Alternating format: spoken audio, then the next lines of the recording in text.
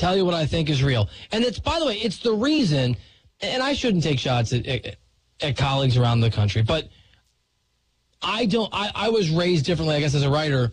I don't mind coming on and telling you I was wrong because I take really seriously trying to give you good information.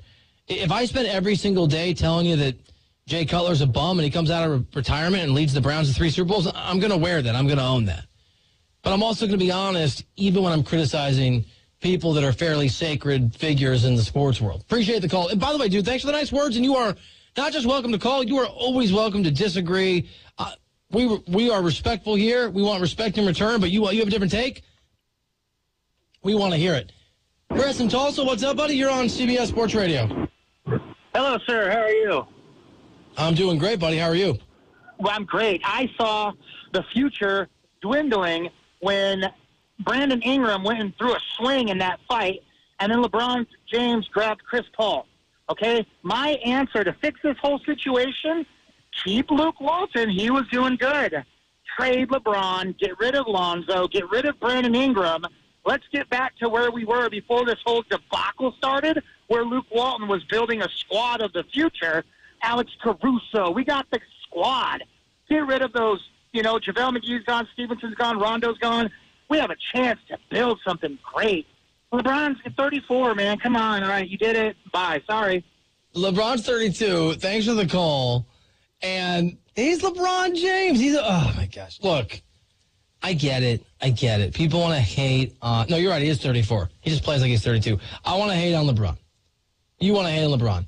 It's not the right call. Magic Johnson and Rob Pelinka put together the antithesis of a one-and-done player around LeBron. A bunch of the opposites. Not young and talented and excited about life. Old. The following is a special sports broadcast presentation of Talk Radio WRNR Martinsburg. Play ball! It's time for the fun and excitement of West Virginia high school baseball. Today's game is being brought to you by Miller Honda, Cox Holiday Professionals CPAs, Brown Funeral Homes, Miller's Chrysler Dodge Jeep Ram, The Marius Group and Ameriprise Financial, WVU Medicine Berkeley and Jefferson Medical Centers, Parsons Ford, Bechtel Jewelers, WH Miller Systems, D&N Auto, The Mortgage Center, the Hagerstown Suns, Haas's Steak and Sea, Bears Repair, The Final Score, and Atlantic Security. And now for the pregame show. Let's go out to the field and join our Talk Radio WRNR broadcast team. And a very pleasant good evening, everyone, and welcome into Cardinal Field, home of the Spring Mills Cardinals, where tonight in high school baseball action, it is an EPAC and sectional showdown as Spring Mills entertains the Musselman Applemen. For Talk Radio WRNR Sports and TV 10, along with Matt Crawford, I'm Matt Miller, Caleb Valero, our studio engineer. Looking forward to this one tonight, Matt, as Musselman comes in 7-4, winners of 3 of their last 4. The Spring Mills Cardinals at 11-7. They've gone 7-4 over their last 11 games. Yeah, both teams playing pretty consistent baseball. Musselman, I think, finally starting to get in the rhythm of things. They've played a substantially fewer games through the beginning of this season, only at 11 games total in this season. As you said, Spring Mills already had 11 wins to just 7 losses. So I think Musselman's finally starting to hit their stride and figure things out as a team, as they're now in double digits when it comes to games played. For the Spring Mills Cardinals, they'll come into this one off of a win at Hampshire yesterday after being postponed on Monday against James Wood, and they really needed that victory. 15-4 was the final yesterday. That snapped a 3-game slide. Yeah, they needed it, and there was a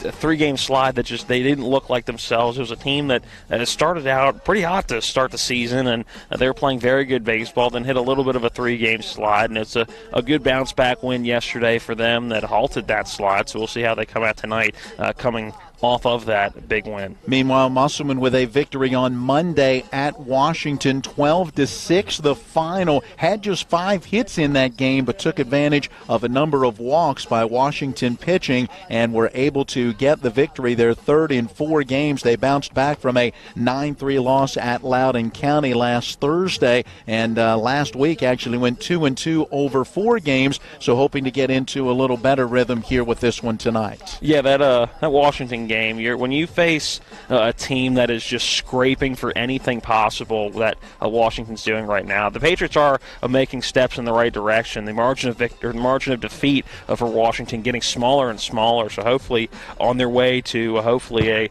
a win coming up soon for them. But when you're Musselman, you get all the wins you have aren't going to be pretty, and when you're facing a Washington team that's not playing extremely good baseball, you just got to get out of there with a win, and that's what they did. Now, this is the pregame show being brought to you by W. Harley Miller Systems, providing custom integration services for home and office automation, home theater, networking, audio, video distribution, and more. Give them a call at 304-350-1931 or go online to WHMsystems.com. We'll take a break and then return to hear from both head coaches as we continue to preview today's matchup. It's Musselman at Spring Mills. It's West Virginia High School Baseball on Talk Radio, WRNR, and TV 10. When you're hurting, we're here. When things are confusing, we're here. When you need answers, we're here. Brown Funeral Home. We've been caring for families like yours for generations, since 1880. Whether you want to plan ahead or you need us now. Our families are precious to us, and so are yours. Brown Funeral Home in Martinsburg, Inwood, and Charlestown Ranson. We're here when you need us. If you hang the WVU Medicine sign, certainly has helped take us to another level. He literally saved my life. It's just mind-boggling to me that he was able to do what he did. We're able to affect much more of a difference for our patients with these resources. Having people treated locally enhances their overall care. They treat you great, and they're down to earth in the West Virginia way that all West Virginians treat each other.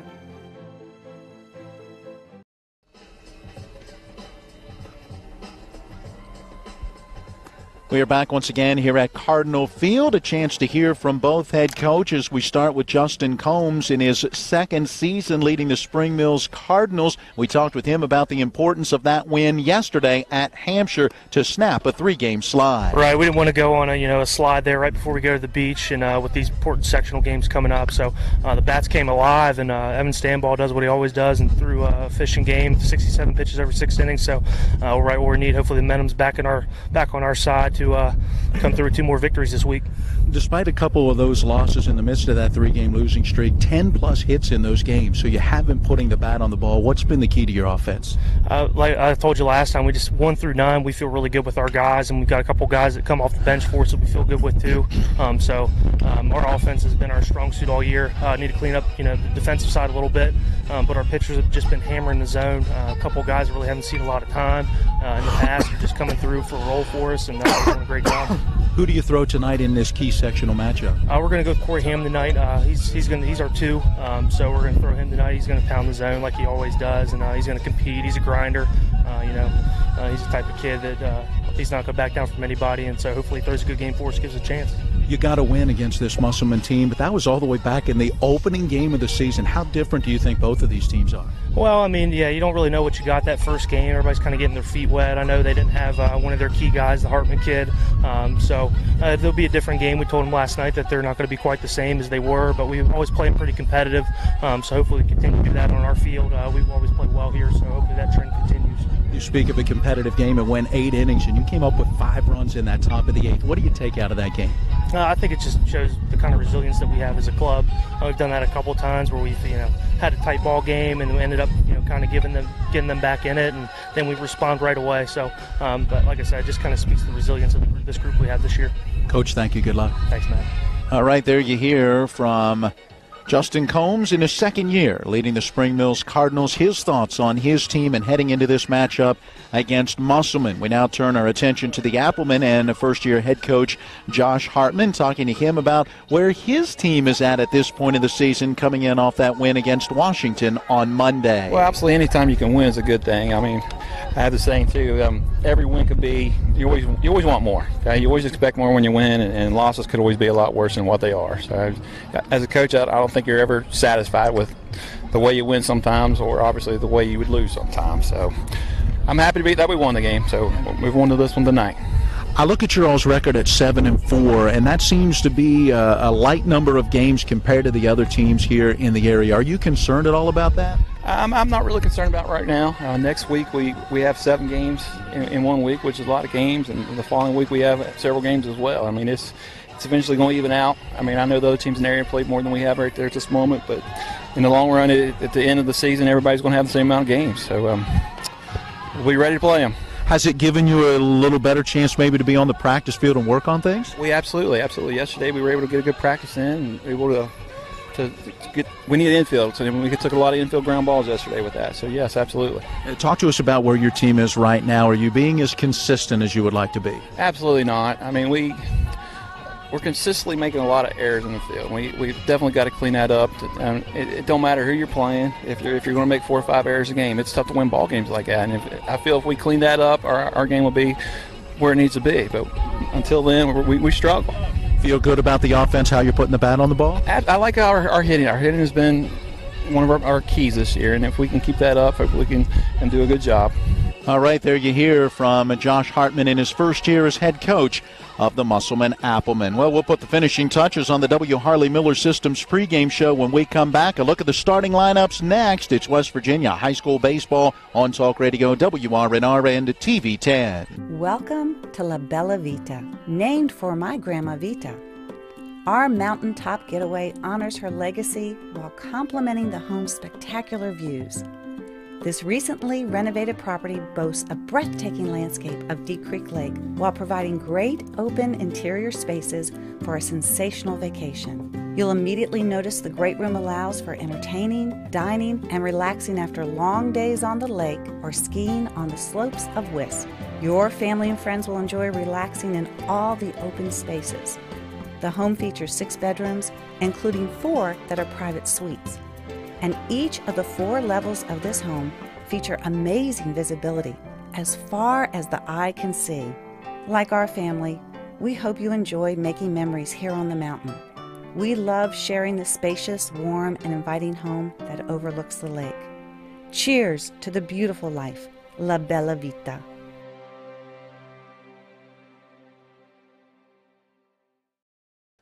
And we welcome you back to Cardinal Field, getting ready for tonight's matchup. It's time for us to present the starting lineups, brought to you by D&N Auto Specialist, where honesty is their best policy. Get it fixed right the first time at D&N Auto, family owned and operated since 1974. We begin with the visiting Musselman Applemen, 7-4 on the season, led by head coach Josh Hartman, assisted by Brian Klepner, Dave Linton, Malcolm Lee, and Tyler Robinson. For Musselman, shortstop Blake Hartman is in the leadoff spot. He'll be followed by the second baseman, Justin Murphy. Batting third and doing the pitching is Caleb Horner. In the cleanup spot, center fielder Ethan Wilson. The number 5 hitter is third baseman Ben Bartles.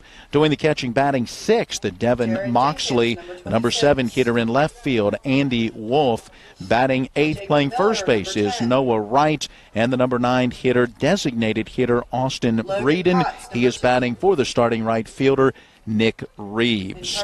For the Spring Mills Cardinals, 11-7 on the season. They're led by head coach Justin Combs, assisted by Cody Camby, James Bennett, Jordan Ambrose, and Doug Allen. For Spring Mills, center fielder Bryce Farrow is in the leadoff spot. He'll be followed by the pitcher Corey Hammond. Batting third, playing second base, Tyler Gilpin. The cleanup hitter is the shortstop, Tyler Moreland. The number 5 hitter and catcher, Evan Hurt. Batting sixth at first base, Aiden Moss. Batting seventh, left fielder, Aiden Schenzel. The number 8 hitter is in right field, Connor Gottholm. And the number 9 hitter at third base, Riley Hardaby. Spring Mills going with the straight 9-man starting lineup, no designated hitter. All right, Matt, let me see if I can get this right. I'm going to try your little segment here. Okay. Musselman in the third base dugout coming out in the Kelly green uniforms. Jersey tops. Jersey tops with the white numbers and the red trim around that number. The gray baseball pants, just Sounds straight good. gray, no a pinstripe down the side. The green hats with the red bill and the red M on top with the white trim around that red M. You have got it.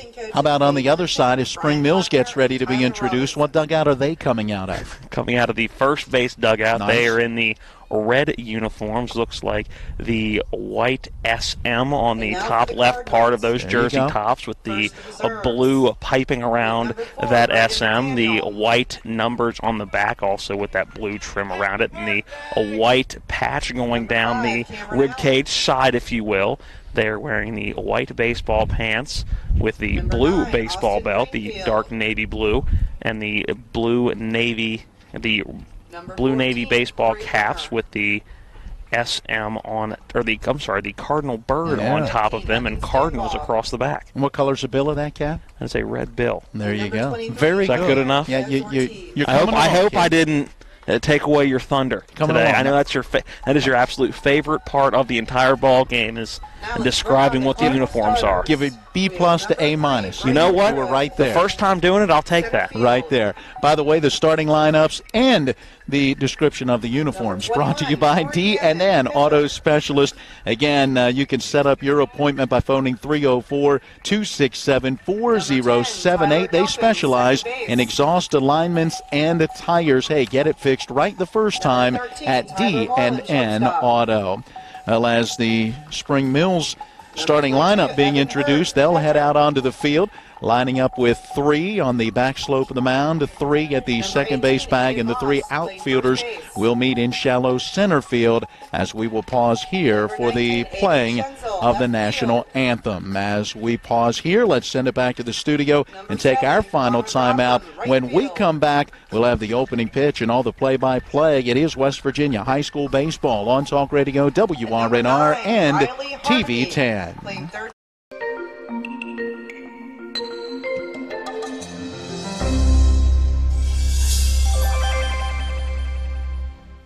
The level of care that I got at WVU Medicine was top-notch. If you're not progressing in healthcare, you're falling behind. Is really an integration, looking at a clinical care network, looking at the good people who can help push the envelope and raise the bar for delivering quality healthcare product. To have my life back is absolutely a blessing. I'm beyond thankful for WVU Medicine. I absolutely 100% have my life back. With 4 new car dealerships and 4 used car dealerships in 3 states, Parsons is the largest used car and fastest growing new car dealer in the tri-state area. Take Parsons Ford with huge savings on hundreds of new Fords, financing from 0%, Parsons' goal of financing for all, and Parsons' famous above-market trade-in allowances that help make Parsons #1 for used cars too. See why so many won't buy anywhere but Parsons Ford in Martinsburg. We became #1 by making you #1 first. Parsons. Ron Hawker here. You have no idea what Johnny's goes through to bring you the best seafood around. We have snow crab clusters, shrimp, crab meat, fish, all the best seafood you want at Johnny's. It's a tough job out here, but our customers are worth it. Johnny's with 2 great locations, 1456 Winchester Avenue, Martinsburg, and Route 11 south in Chambersburg.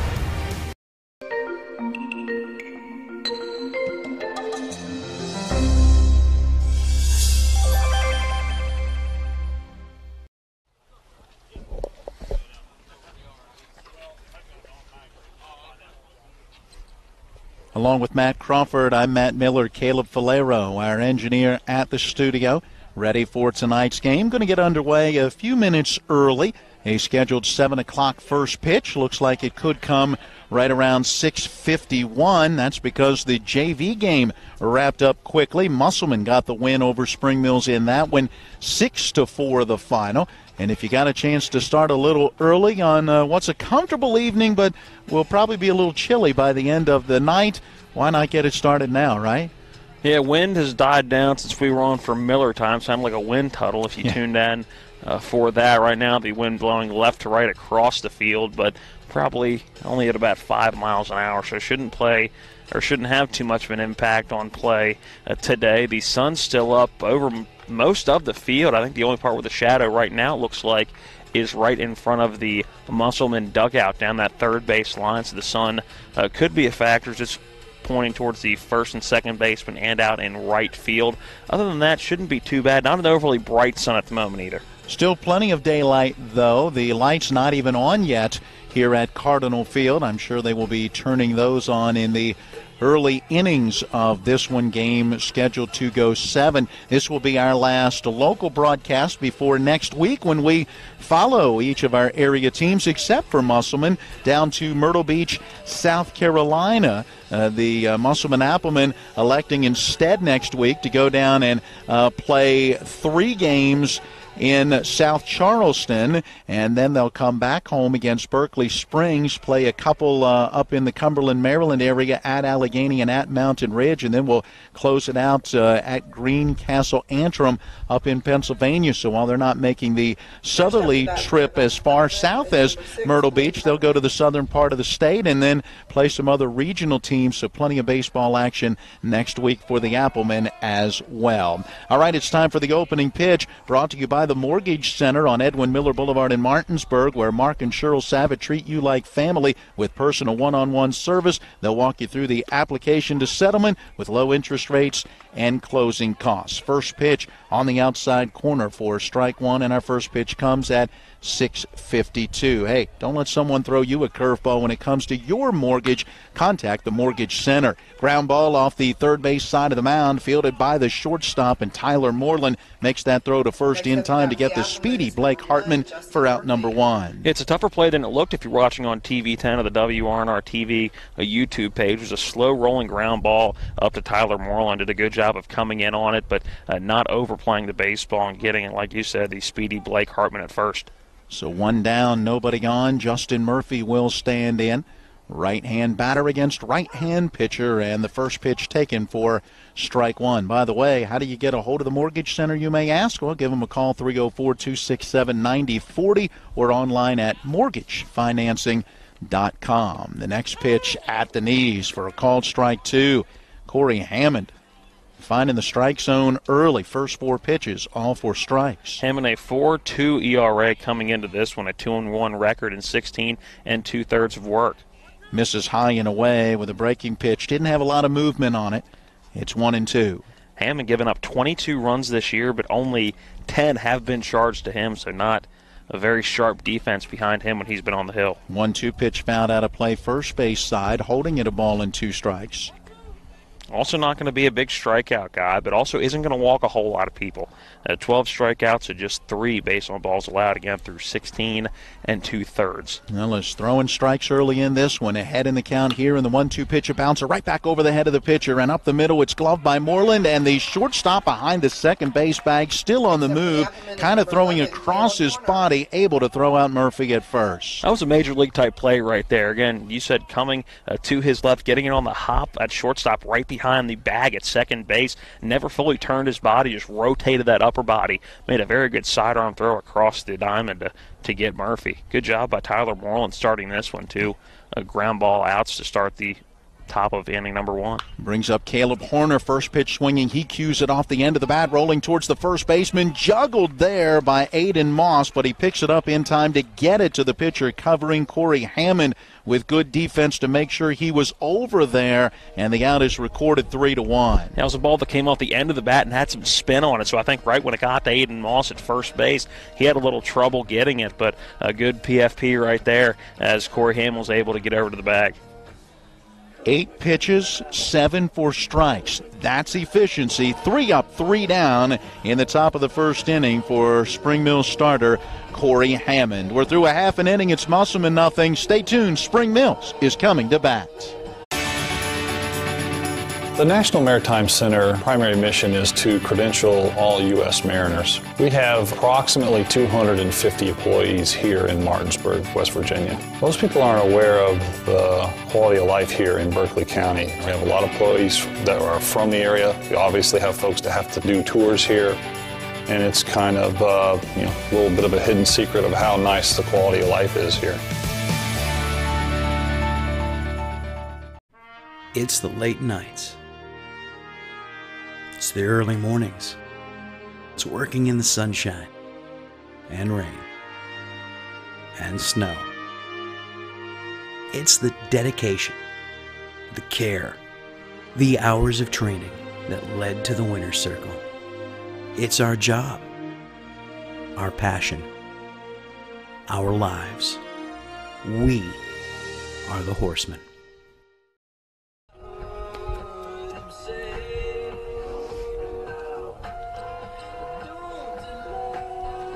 It's time for our first inning, first look forecast as we head to the bottom of the first inning in a scoreless game. And all in all, not bad weather-wise. We've got what you'd call mostly sunny skies, a few clouds in the distance, but otherwise very nice. The sunshine kind of in behind us. Our game time temperature right around 65 degrees. It will get a little chilly overnight tonight, a low of 44. Look for clouds and a high of 64 on Thursday, 51 the Thursday night low, and then clouds with rain in the forecast for Friday. The high around 70, Friday night's low 57, and we can go ahead and remind you that as a result of that impending rain on Friday, Spring Mills is scheduled to play a game at Martinsburg. That's been moved up to tomorrow night, and as far as we know, that will still be hospice night at the ballpark at P.O. Faulkner Park.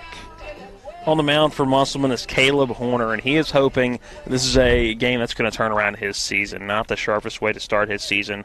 0-2 and just 8 innings on the mound this year, but they haven't been pretty. An 8.64 ERA, 13 walks to 12 strikeouts. So strikeout numbers aren't bad for 8 innings, but 13 walks, not ideal. Good fastball to start Bryce Farrow right down the middle for a strike. Farrow, center fielder in the leadoff spot. The senior hitting .327. No homers and 16 driven in. Pops this one straight back out of play. And, well, it will stay in play. A nice sliding catch on the warning track just to our left made by Devin Moxley, the catcher. Great play for out number 1. Yeah, not a play that a lot of high school kids are going to be able to make. He did a very good job of tracking that ball early with the help of Horner, trying to point out where that ball was going and sliding in on his knees on the warning track just before hitting the brick backstop, and is able to track the ball all the way into the glove.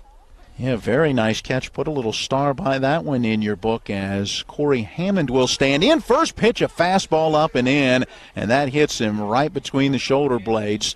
Clearly frustrated by that one and kind of walking it off in behind home plate and slowly now making his way towards the first base bag. So Hammond reaches on the hit by pitch, and it will bring up Tyler Gilpin, and Hammond as the pitcher could give way to a courtesy runner. And let's see if head coach Justin Combs and his coaching staff will elect to do that, or if they'll have Hammond go ahead and run, and Hammond just gives a thumbs up to our plate umpire James Franklin to say he's okay and ready to go. By the way, Tim Carroll is our base umpire, a two-man crew for this one. 1 out, 1 on as it brings up Tyler Gilpin, and the first pitch to him, a fastball in there for strike 1. Gilpin, a .400 hitter on the season, and has driven in 21. 24 hits in 60 at-bats. He and Tyler Moreland each with 60 at-bats leading this team. He'll go the other way with this one. It is slicing and foul down the right field line, and it's 0-2 now to Gilpin. Good piece of inside-out hitting by Gilpin. Unfortunately, just strayed a little foul, but an inside pitch that he was driving to right field and would have got in for at least a single where Nick Reeves is playing in right field. Gilpin, just a sophomore, one of 3 sophomores in this Spring Mills starting lineup. Should be a good sign of things to come for head coach Justin Combs and his staff with some good young talent. Off-speed pitch, he stays on it and fouls it straight back. Count holds it 0-2. That was a good breaking ball. Gilpin looked like he was getting ready to bail out of the way, and at the last minute that ball broke into the heart of the plate, and he was able to fight it off and live to see another pitch. Yeah, kept the hands back and was able to get the bat through the zone, and now we'll look for something he can put in play somewhere. The runner at first, Hammond with his lead, held on by right. Here comes the pitch. Runner's on the move. Pitch taken for a strike, and the throw down. They're in plenty of time, and they got him. strike him out, throw him out. There it is. Gilpin goes down on strikes, looking at strike 3. Hammond thrown out on the caught stealing. That will go 2-6. And just like that, the inning is over despite the one-out hit by pitch. We will head to inning number 2. When we come back, it is Musselman nothing and Spring Mills nothing.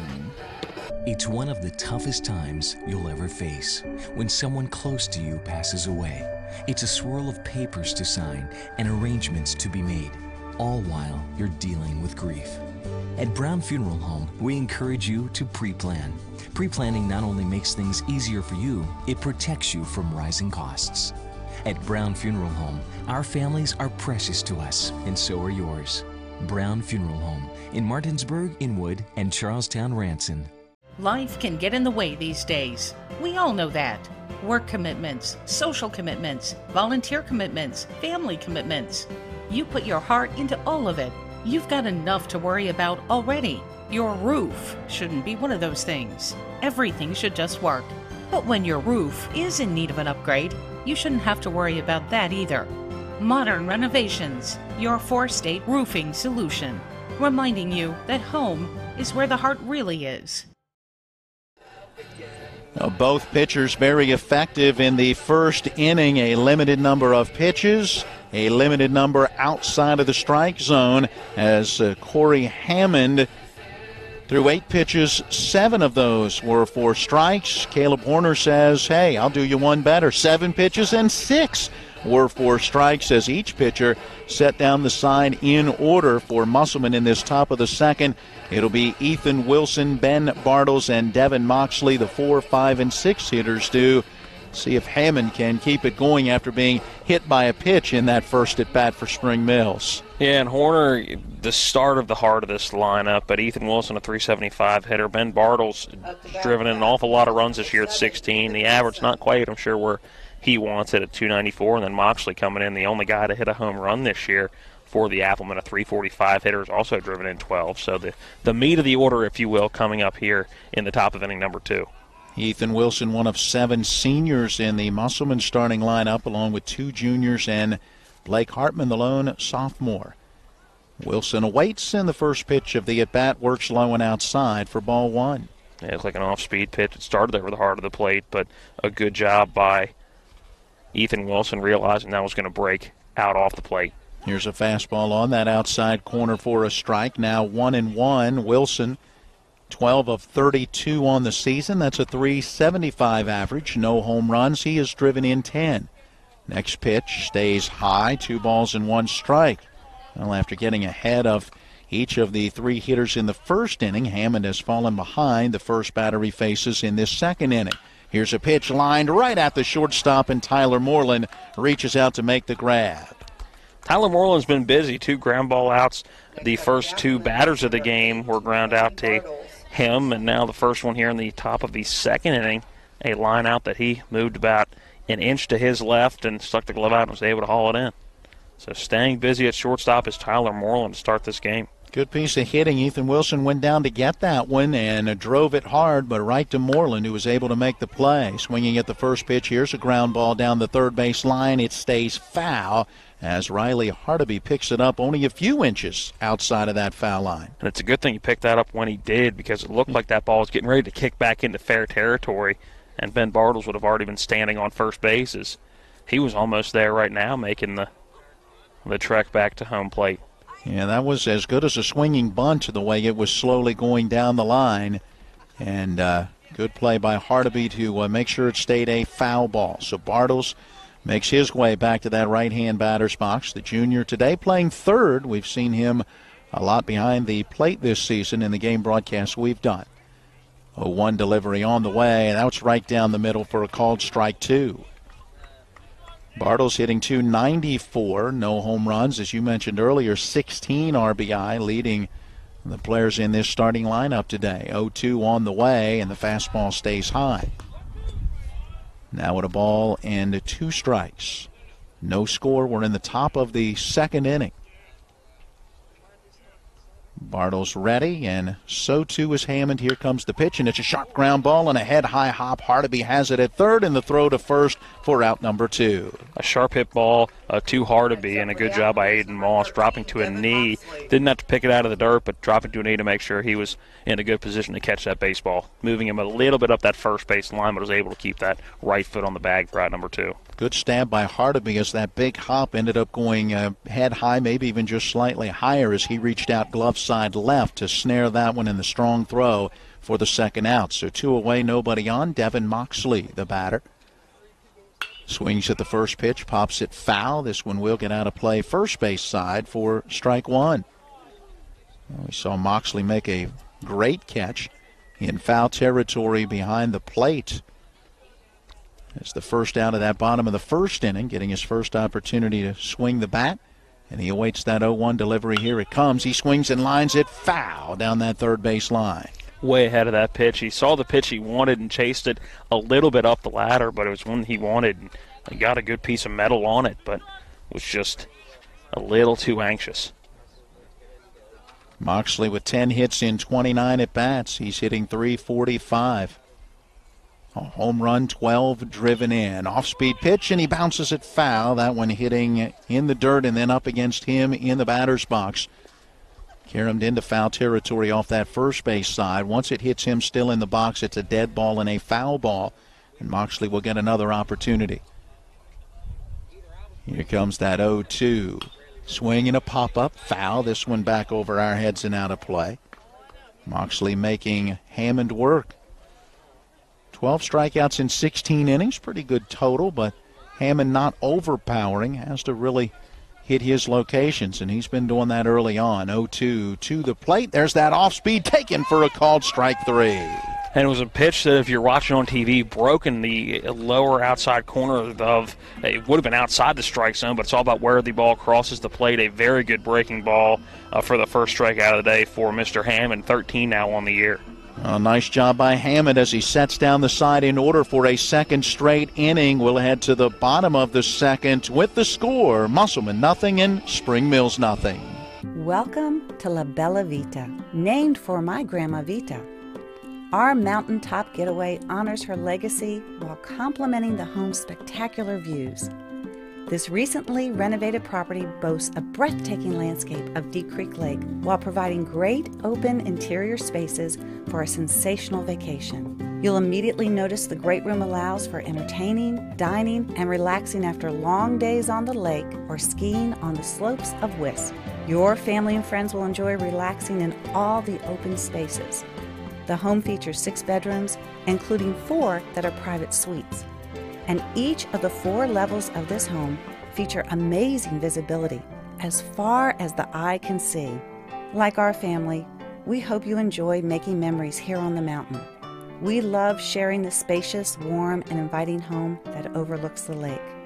Cheers to the beautiful life, La Bella Vita.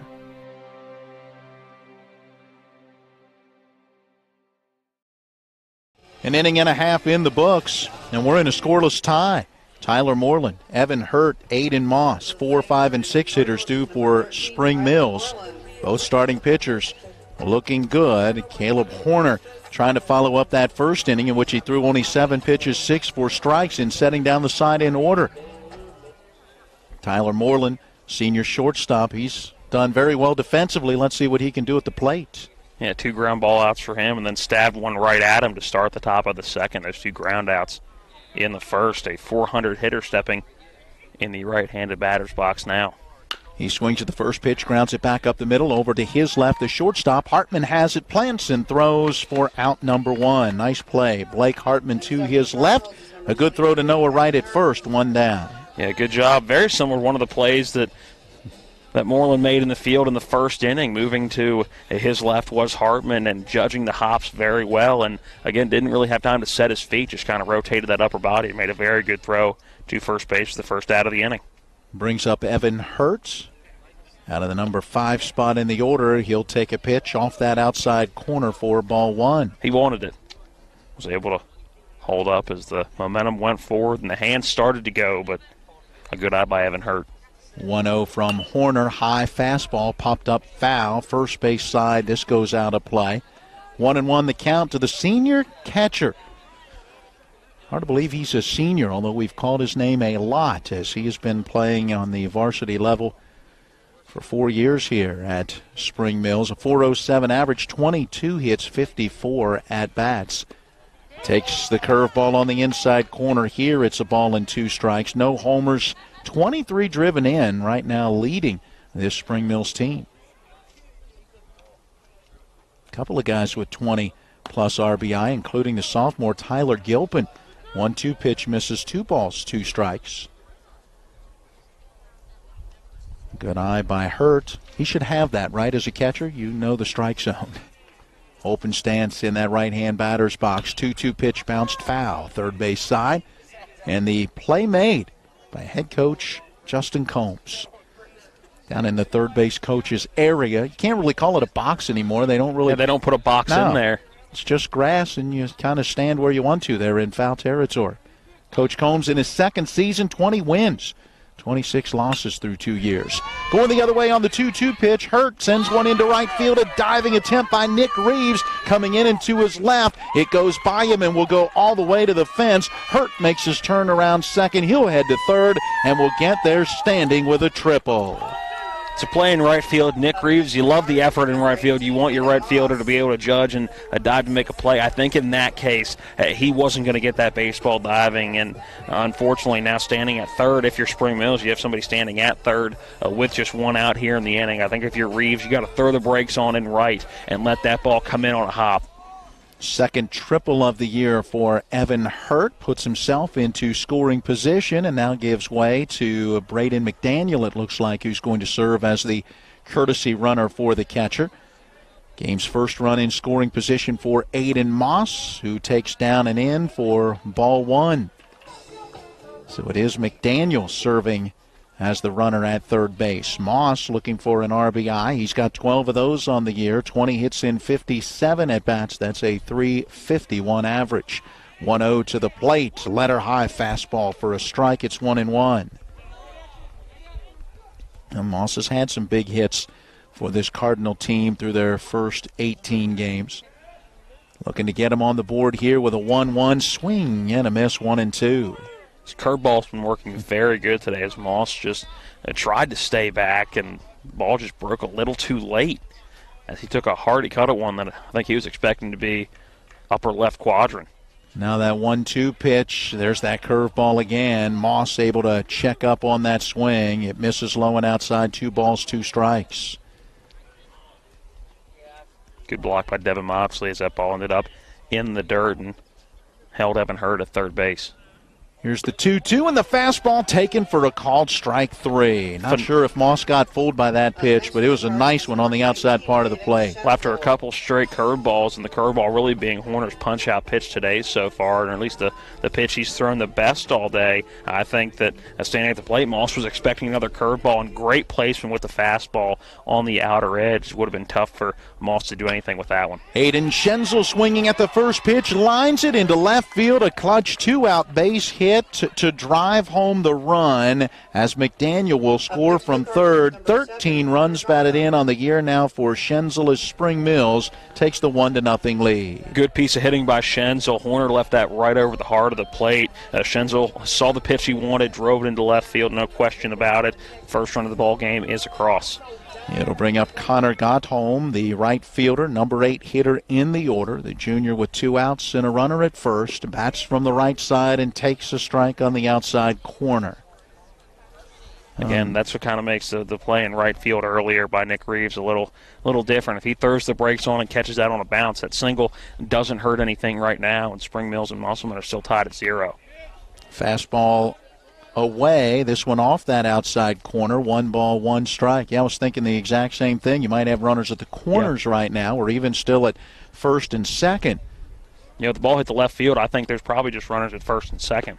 Swing and a miss at the 1-1. Got home a little late on that one. At the last second, decided to swing, came up empty, and it's now a ball and 2 strikes. Again, with that being said, phenomenal effort in right field by Nick Reeves. Not questioning that at all. Just maybe a play he should have thrown the brakes on and got on a bounce. Swing and a miss and a high, hard fastball up and away on the 1-2 pitch. Got home, goes down on strikes. A pair of Ks in the inning for Caleb Horner. but a triple and a 2-out RBI single, putting Spring Mills on the board. We're through 2 complete. It is Spring Mills 1 and Musselman nothing. The level of care that I got at WVU Medicine was top-notch. If you're not progressing in healthcare, you're falling behind. Is really an integration, looking at a clinical care network, looking at the good people who can help push the envelope and raise the bar for delivering quality healthcare product. To have my life back is absolutely a blessing. I'm beyond thankful for WVU Medicine. I absolutely 100% have my life back. With 4 new car dealerships and 4 used car dealerships in 3 states, Parsons is the largest used car and fastest growing new car dealer in the tri-state area. Take Parsons Ford with huge savings on hundreds of new Fords, financing from 0%, Parsons' goal of financing for all, and Parsons' famous above-market trade-in allowances that help make Parsons #1 for used cars too. See why so many won't buy anywhere but Parsons Ford in Martinsburg. We became #1 by making you #1 first. Parsons.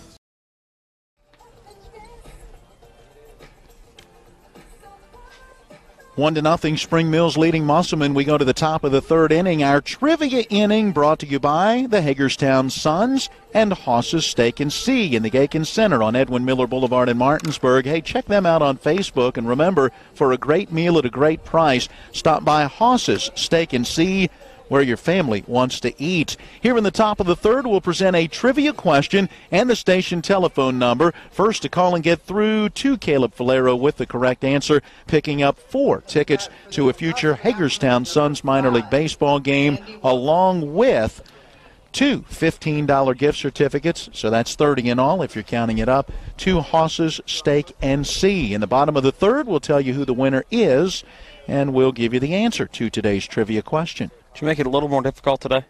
No, I don't know. We'll find out. Because yesterday's was quietly a easy one. Andy Wolf stands in as we get this top of the 3rd started, and the first pitch from Corey Hammond in the dirt bounces through to the backstop for ball 1. Andy Wolf, starting left fielder. The senior hitting .290, no homers, 1 driven in. He's got 9 hits in 31 at-bats. Right-hand batter swings and bounces this one foul. It hits the low brick backstop just to the left of our broadcast position. We are at a table right behind the backstop. Beautiful facility here with the brick backstop that goes from dugout to dugout. Plenty of foul territory in behind home plate. Should there be passed balls, wild pitches, that sort of thing, as Wolf fouls the 1-1 to the screen. 1-2 the count. That foul territory narrows as it goes down the line towards the foul post. Dimensions here, 315 down the lines, 350 into the alleys, 370 to straightaway center. Curveball grounded on a couple of hops to the shortstop. Moreland with it. The throw pulled in by Aiden Moss in time to get Wolf for out number 1. Tyler Moreland has been busy in this one so far. Now his 4th punch out of the day and looks very comfortable there at shortstop. A little bit of a high throw, but nothing that Aiden Moss couldn't handle as he extends that left arm and brings it in for out number 1. 1 down, base is empty. Noah Wright to the plate. First baseman number 8 hitter as he comes to the plate. We'll grab our sheet and get ready to give you our trivia question. Wright, just 2 at-bats on the year, but does have a hit. 1 for 2. That's a .500 average. And the pitch up and in hits Wright, and he'll go to first base. That one just glancing across the jersey on that front left shoulder and arm, and the jersey's part of the body, so if it hits, it is a hit by pitch, and Wright takes his spot at first. Thought it narrowly missed him, but from our angle, the batter kind of shading that sort of play. So now a base runner with 1 down. Brings up Austin Breeden. He'll take strike 1. The senior in the DH spot, batting for the right fielder, Nick Reeves. Breeden 0 for 1 on the season, so just his 2nd at-bat. Does have 1 walk, and in the at-bat he did not walk. He struck out as he bounces this 0-1 pitch foul 3rd base side, and it's 0-2. All right, here's the station telephone number, 304-263-6540. Get ready to call with the answer to our trivia question. And we'll give you that question after this 0-2 pitch. 304-263-6540. Here's the delivery. Swing and a miss, and Breeden is down on strikes. 2 Ks now for Hammond. 2 down in the inning with a runner at first. Back to the top of the order and Blake Hartman. And to our trivia question, the Washington Senators left D.C. for another city not once but twice. Name the 2 teams that came about because of those moves. Swinging at the first pitch, Hartman bounces one slowly foul up the third base line, and the count is 0-1. Again, the Washington Senators left D.C. for another city not once but twice. Name the 2 teams that came about because of those moves. 304-263-6540 is the station telephone number first to call and get through with the correct answer, getting our Hagerstown Sons and Haas's Steak and See gift package. Toss over to first, back in on the dive, goes right.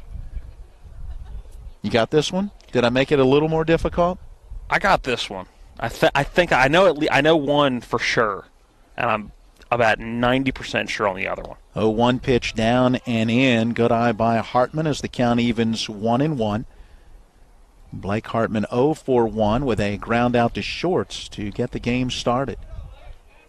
Right-hand batter hitting .484, no homers, 5 driven in.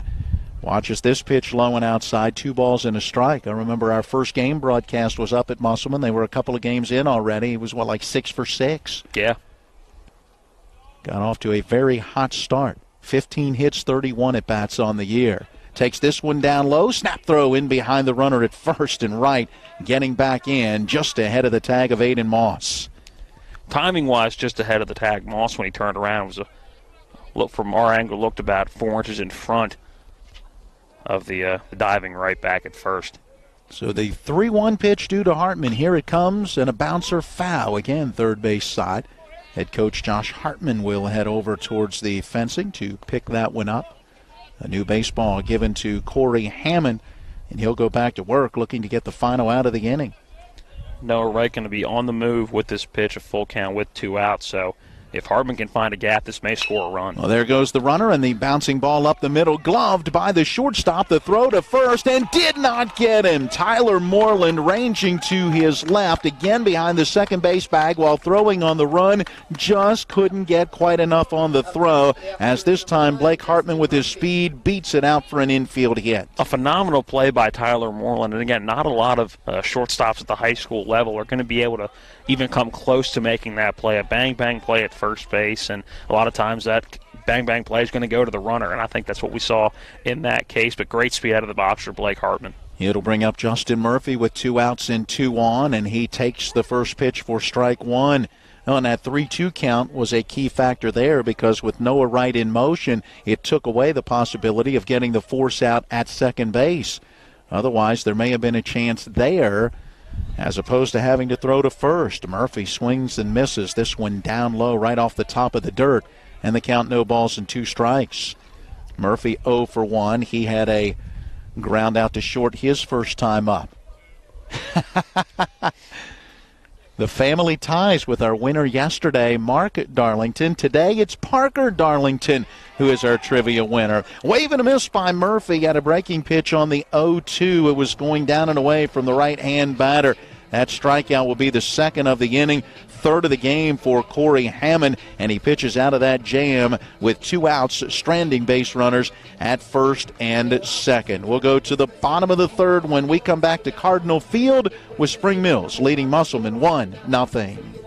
The level of care that I got at WVU Medicine was top-notch. If you're not progressing in healthcare, you're falling behind. It's really an integration, looking at a clinical care network, looking at the good people who can help push the envelope and raise the bar for delivering quality healthcare product. To have my life back is absolutely a blessing. I'm beyond thankful for WVU Medicine. I absolutely 100% have my life back.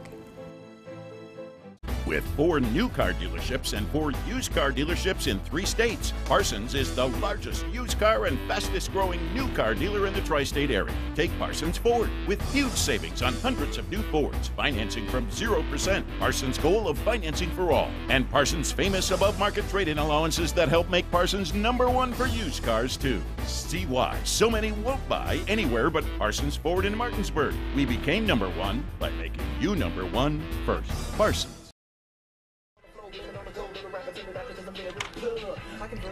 Well, a very well-played game through the first 2.5 innings of Spring Mills coming to the plate bottom of the third with the 9-1 and 2 hitters due. Caleb Horner through the first 2 innings allowing a run on 2 hits, has struck out 3, no walks, 1 hit batter, 24 pitches, 18 of those for strikes through the first 2 innings.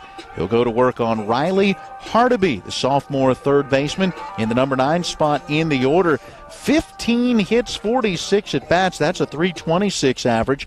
No home runs, but has driven in 11. 7 batters in this starting 9 as the first pitch to Hardaby down low for ball 1 have 10 or more runs batted in. So good production up and down the order for Spring Mills. 1-0 the plate, fouled, out of play, just to the left of our position. Count now at 1-1. Hardaby has also walked 3 times, lifting the on-base percentage to .392. Horner looking in at Moxley, has the sign in the 1-1. Good fastball. Hardaby swings through it. It's a ball and 2 strikes. Bryce Farrow, Corey Hammond due next, as Spring Mills will turn the order over in this bottom of the third. 1-2 pitch off the outside part of the plate, now 2-2. Congratulations again to Parker Darlington. He had the answer. We'll check if Matt Crawford has the answer to our third inning trivia here in this bottom of the frame. 2-2 pitch, fastball up and away. Moxley has to jump up out of his catcher position to go get that one. I was ready to grab that one. I was going to say. That glove didn't go by Moxley. That was coming right at my forehead. There is a net in between. So. Catcher yourself, right? You'd have made the catch. Back in the day, yeah. 3-2 fastball high and outside. That is ball 4. Good eye by Hardaby as he draws his 4th walk on the season. First walk issued by Horner today, but his 14th on the season. So the leadoff batter reaches as we go to the top of the order, and Bryce Farrow 0 for 1 with a pop out in foul territory caught by the catcher Devin Moxley. And a bunt attempt at the first pitch, a fastball that would have missed high. Farrow did not pull the bat back, and it is strike 1. And he tried to get that one down about bill of the hat high. And that's so tough. That's a tough bunt to make, period, chasing the ball up and trying to keep the bat horizontal, pointed down as he squares around for the 0-1 pitch. He does lay that bunt down the third base line, but charging hard was Ben Bartles. He's able to field it and make that throw to first in time to get him. So Farrow does his job with the sacrifice bunt. The out goes 5-3. Nice job by Caleb Horner as the pitcher coming over when he wasn't going to be the one to pick it up. Went to cover third base to make sure that Riley Hardaby stayed at second as he advances on the sac bunt. So 1 away with a runner in scoring position for Corey Hammond. That's heads-up baseball. It's heads-up situational baseball. And those are the drills that you hate doing in practice, but makes sense when you get into game situations like this. Hammond was hit by a pitch his first time up. Here he takes a strike on the outside corner. Tyler Gilpin due next. Hammond eventually caught stealing in a strike him out, throw him out double play to end that first inning. Here's a fastball at the knees, taken for strike 2. Our third inning trivia brought to you by the Hagerstown Suns and Haas's Steak and Sea. The Suns with their home opener tomorrow night, closing out a series and a road trip at Lakewood tonight. Hammond with a wave and a miss at the 0-2 pitch, well behind on that one. That will be strikeout number 4 on the night for Horner. 2 down with a runner at second for Tyler Gilpin. And off to our trivia question. The Washington Senators left D.C. for another city, not once but twice. Name the 2 teams that came about because of those moves. Matt has the answer coming up. Tyler Gilpin watches a curveball high, maybe a bit inside as well, ball one. I know one was the Texas Rangers. Okay. You got and number if I'm one. not mistaken, the other was the Minnesota Twins, wasn't it? You got it, but in the reverse order. You didn't tell me I had to be in chronological order. You just had to make sure it's the two right teams. 1-0 pitch fouled out of play, first base side. 1 ball, 1 strike. Yep, October 26, 1960, Calvin Griffith, president of the Senators at the time, made the historic decision to move the club to Minneapolis. The club had been there since 1912 when Clark Griffith took over as manager of the Senators. So no doubt the fans not happy when the team left then. Curveball on the inside corner for a called strike two. And just moved out of the stadium named after the Griffith family at that point. Then into RFK. The 1 ball, 2 strike pitch due. 2 outs with a runner at second. Here it comes, and that one stays high, 2-2. Then it didn't take long before, Major League Baseball said, hey, we got to have a team in the nation's capital. Put them right back in. And then September 21st, 1971, the Senators received confirmation that they could move to Arlington, Texas. 2-2 pitch fouled out of play, first base side, holding at 2-2. So they played their first baseball season in Texas in 1972. And Washington, D.C. would not get another baseball team until the Nationals moved in 2005. The 2-2 pitch to the plate, a bouncing ball to the third baseman. It is a fair ball just inside the bag. Bartles knocks it down, picks it up, makes the throw, knocked down out of the dirt by Noah Wright at first, and he saves a run from scoring as Hardeby, who was at second, able to take just one base, going to third. Gilpin will be aboard at first, and we'll see how that one gets scored. I don't know if he's got a chance to even get Gilpin when he makes that throw across the diamond. That was a ball that hugged the line, and he knocked it down off of his chest behind the third base bag. I think the key to that is he knocked it down. He had the ability to make the play on it with the glove down, so I don't. That's a tough one. I'm not sure how I would rule. I could see it going either way. In my mind, the first thought was an error, just because, again, he was in front of the baseball and able to make the play initially and did a good job of blocking it and keeping it in front of him, saving a run from scoring. But just, I believe he probably could have made that play with a good throw if the ball was fielded cleanly. Runners at the corners with 2 away for Tyler Moreland, who swings and misses at a curveball, breaking down and away from the right-hand batter. Nothing in 1. So Moreland. what are we going with? Well, we'll check the game changer and see what the official scorer for Spring Mills goes with. Fastball, belt high, outside part of the plate, a called strike 2 to Moreland. He's 0 for 1, a ground out to short, his first time up. Horner trying to get out of a jam here, down 1-0. 2 outs, 2 on, runners at the corners. 0-2 pitch, a bouncing ball towards the shortstop. Hartman has it. He'll have to make that throw to first, and it is in time to get him. You saw the bang-bang play go to the runner last inning. This time, not so much, as a good throw by Blake Hartman to get the runner at first. And that will bring our third inning to a close. Spring Mills will threaten but leave a pair stranded, 1 in scoring position at third base. They have left 3 through their first 3 at-bats. We'll come back for the 4th inning after this timeout with the score, Spring Mills 1 and Musselman 0. Ron Hawker here. You have no idea what Johnny's goes through to bring you the best seafood around. We have snow crab clusters, shrimp, crab meat, fish, all the best seafood you want at Johnny's. It's a tough job out here, but our customers are worth it. Johnny's with 2 great locations, 1456 Winchester Avenue, Martinsburg, and Route 11 south in Chambersburg. The National Maritime Center primary mission is to credential all U.S. mariners. We have approximately 250 employees here in Martinsburg, West Virginia. Most people aren't aware of the quality of life here in Berkeley County. We have a lot of employees that are from the area. We obviously have folks that have to do tours here, and it's kind of a little bit of a hidden secret of how nice the quality of life is here.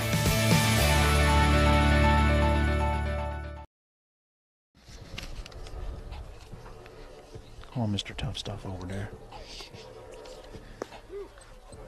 You hear a little of our fun chatter as we did check the game changer to get the official scoring from Spring Mills, and it was an infield base hit for Tyler Gilpin. So no runs on a hit with no errors in that bottom half of the third inning. Storyline through 3. Spring Mills has a run on 3 hits, no errors, 3 left, 1 in scoring position. Musselman, no runs, 1 hit, no errors. They've left 2, 1 in scoring position. The lone run coming in the bottom of the second after a triple with 1 out from Evan Hurt, and then with 2 outs, Aiden Schenzel delivered an RBI single to left. And that is where we stand heading to the top of the 4th inning.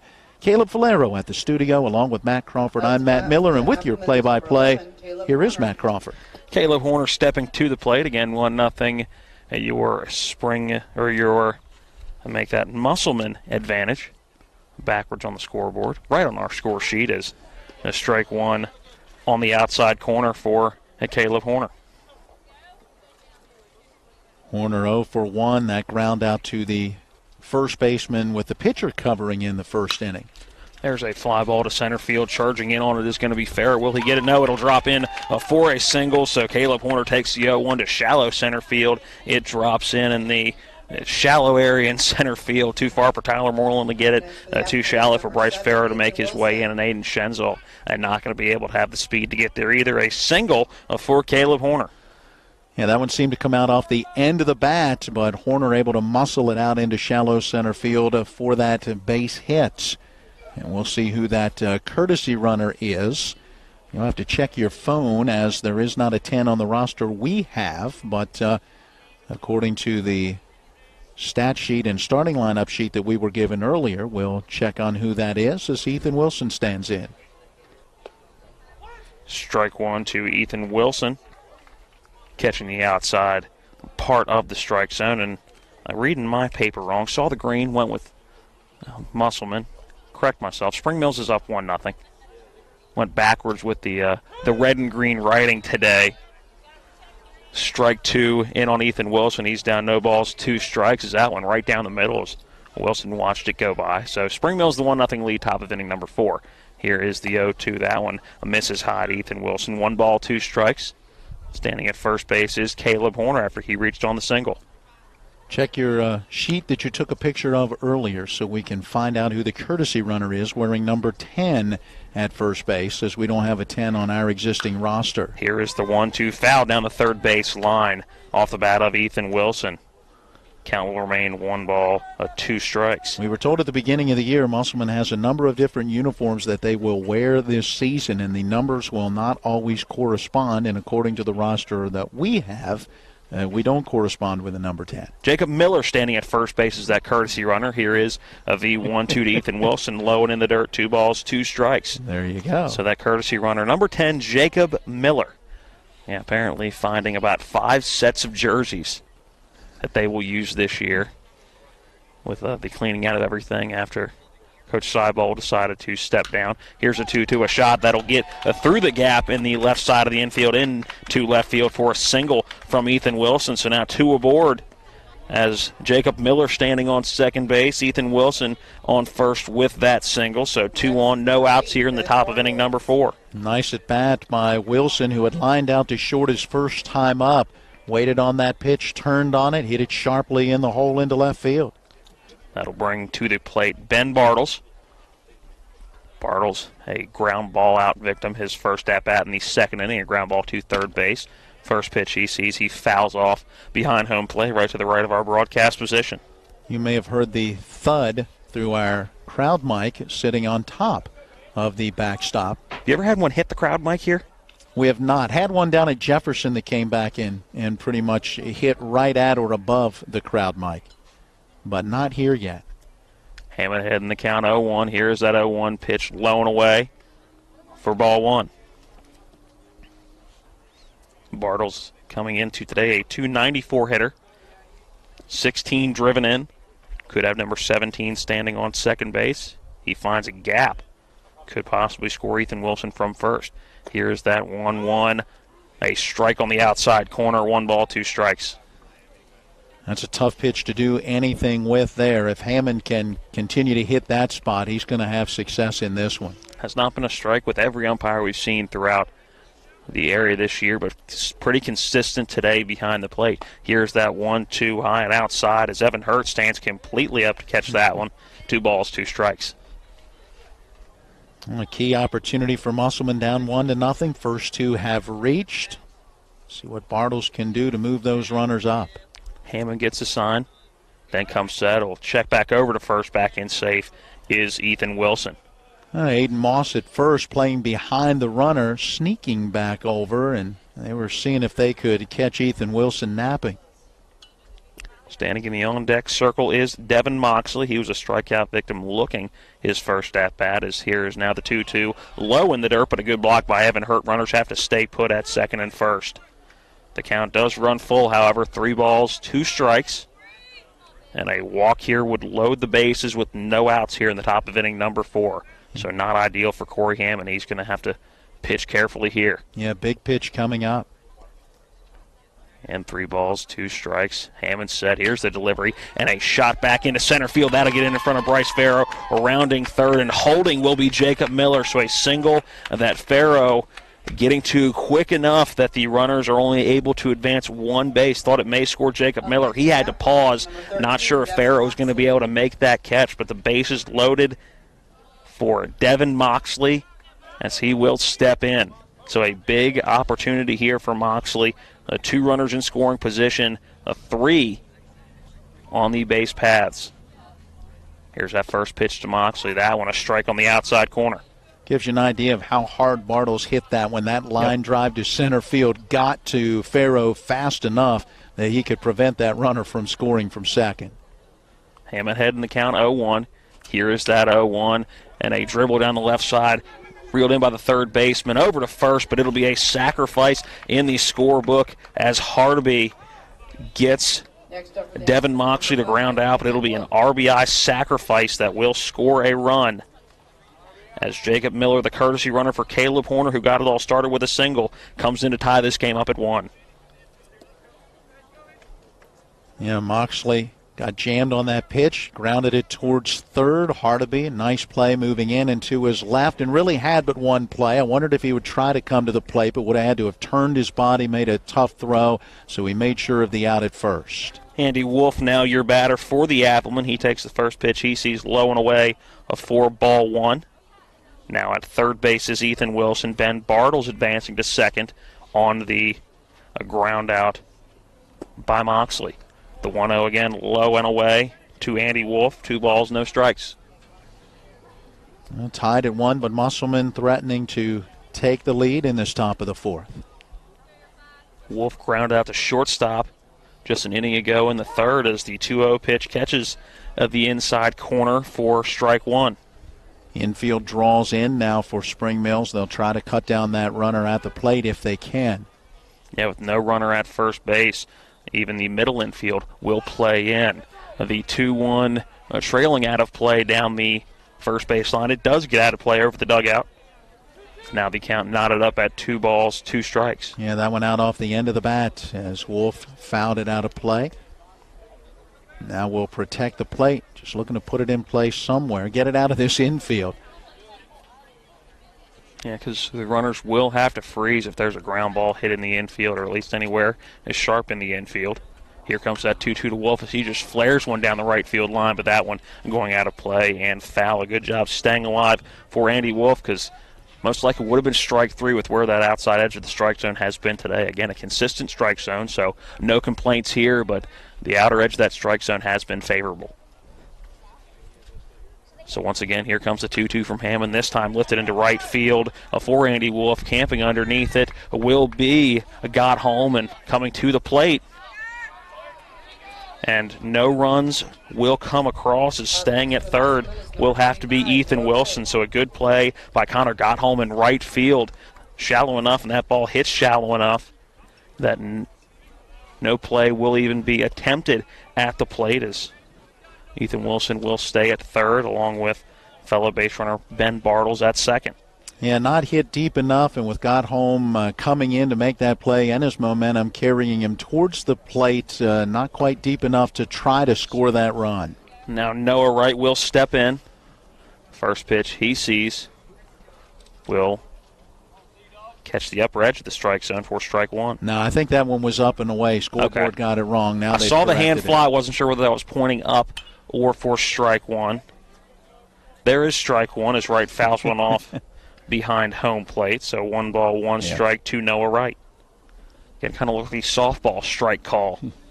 Apparently our home plate umpire just indicating the ball missed high, as now we will have a visit to the mound by catcher Evan Hurt. Wants to talk to his man on the bump, Corey Hammond, about what they want to do to approach Noah Wright in a big situation here. Bases were loaded, no outs in this inning. Sacrifice for Devin Moxley scored 1. Now Ethan Wilson and Ben Bartle stand at the second and third. Bartle's at second, Wilson at third. That was a fly out by Andy Wolf, but not deep enough, and a good play by Connor Gottholm. Now 2 outs in the inning. Now a shot back up the middle. Tyler Moreland ranging to his left, making a good throw across the diamond yet again to get Noah Wright and get out of the inning relatively unscathed. 1 run does cross. Again, the sacrifice RBI by Devin Moxley, scoring Jacob Miller, but could have been a lot worse for Spring Mills, and Musselman is going to want that inning back. A good opportunity to get a few, but they do get 1 run. We'll head to the bottom of inning number 4, knotted up at 1 here at Spring Mills. It's the late nights. It's the early mornings. It's working in the sunshine and rain and snow. It's the dedication, the care, the hours of training that led to the winner's circle. It's our job, our passion, our lives. We are the horsemen. When you're hurting, we're here. When things are confusing, we're here. When you need answers, we're here. Brown Funeral Home. We've been caring for families like yours for generations, since 1880. Whether you want to plan ahead or you need us now. Our families are precious to us, and so are yours. Brown Funeral Home in Martinsburg, Inwood, and Charlestown, Ranson. We're here when you need us.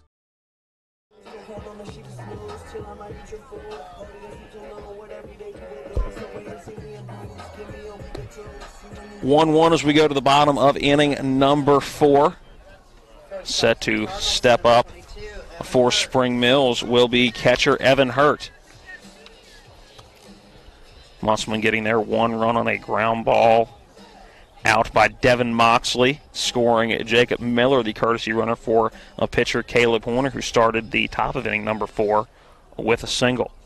I tell you, this has been a very fun game to watch. We've seen some good pitching. We've seen very solid defense. We've seen some clutch hits and putting the ball in play. And we got a 1-1 game going to the bottom of the 4th. Breaking ball from Caleb Horner. A strike on the inside corner, Devin Hurt. Hurt with a triple his first time up. That sinking liner out into right. Nick Reeves made the diving attempt, couldn't make the catch, and when it got by him, it went for extra bases. The 0-1 to Hurt, high and inside for ball 1. Standing straight up was Devin Moxley to bring that one back in. And now Caleb Horner will step into the windup again, ready to deliver that 1-1.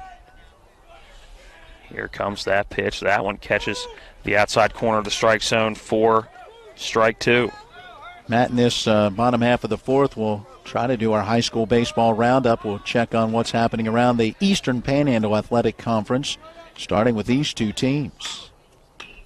Here is that 1-2, flared onto the right side of the infield. Noah Wright camping underneath it. He will bring it in for out number 1.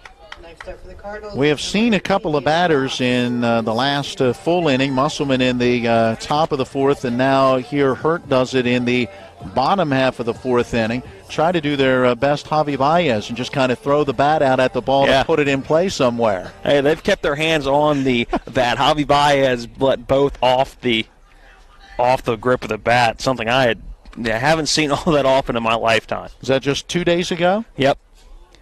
Aiden Moss stepping in as he fouls the first pitch he sees off down the first base line. If you missed it, look it up. Baez literally threw the bat at the ball. The ball bounced off the dirt before it hit the bat and then shot over the head of the shortstop for a hit against the Pittsburgh Pirates.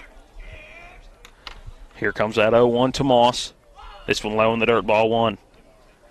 Matt, we wanted to talk about these two teams. Musselman, winners of 3 of their last 4, 5 of their last 7, come in at 7-4 at what's that? Just 11 games played, the fewest by any of the EPAC teams. Here comes the 1-1 from Horner. Moss, a good job.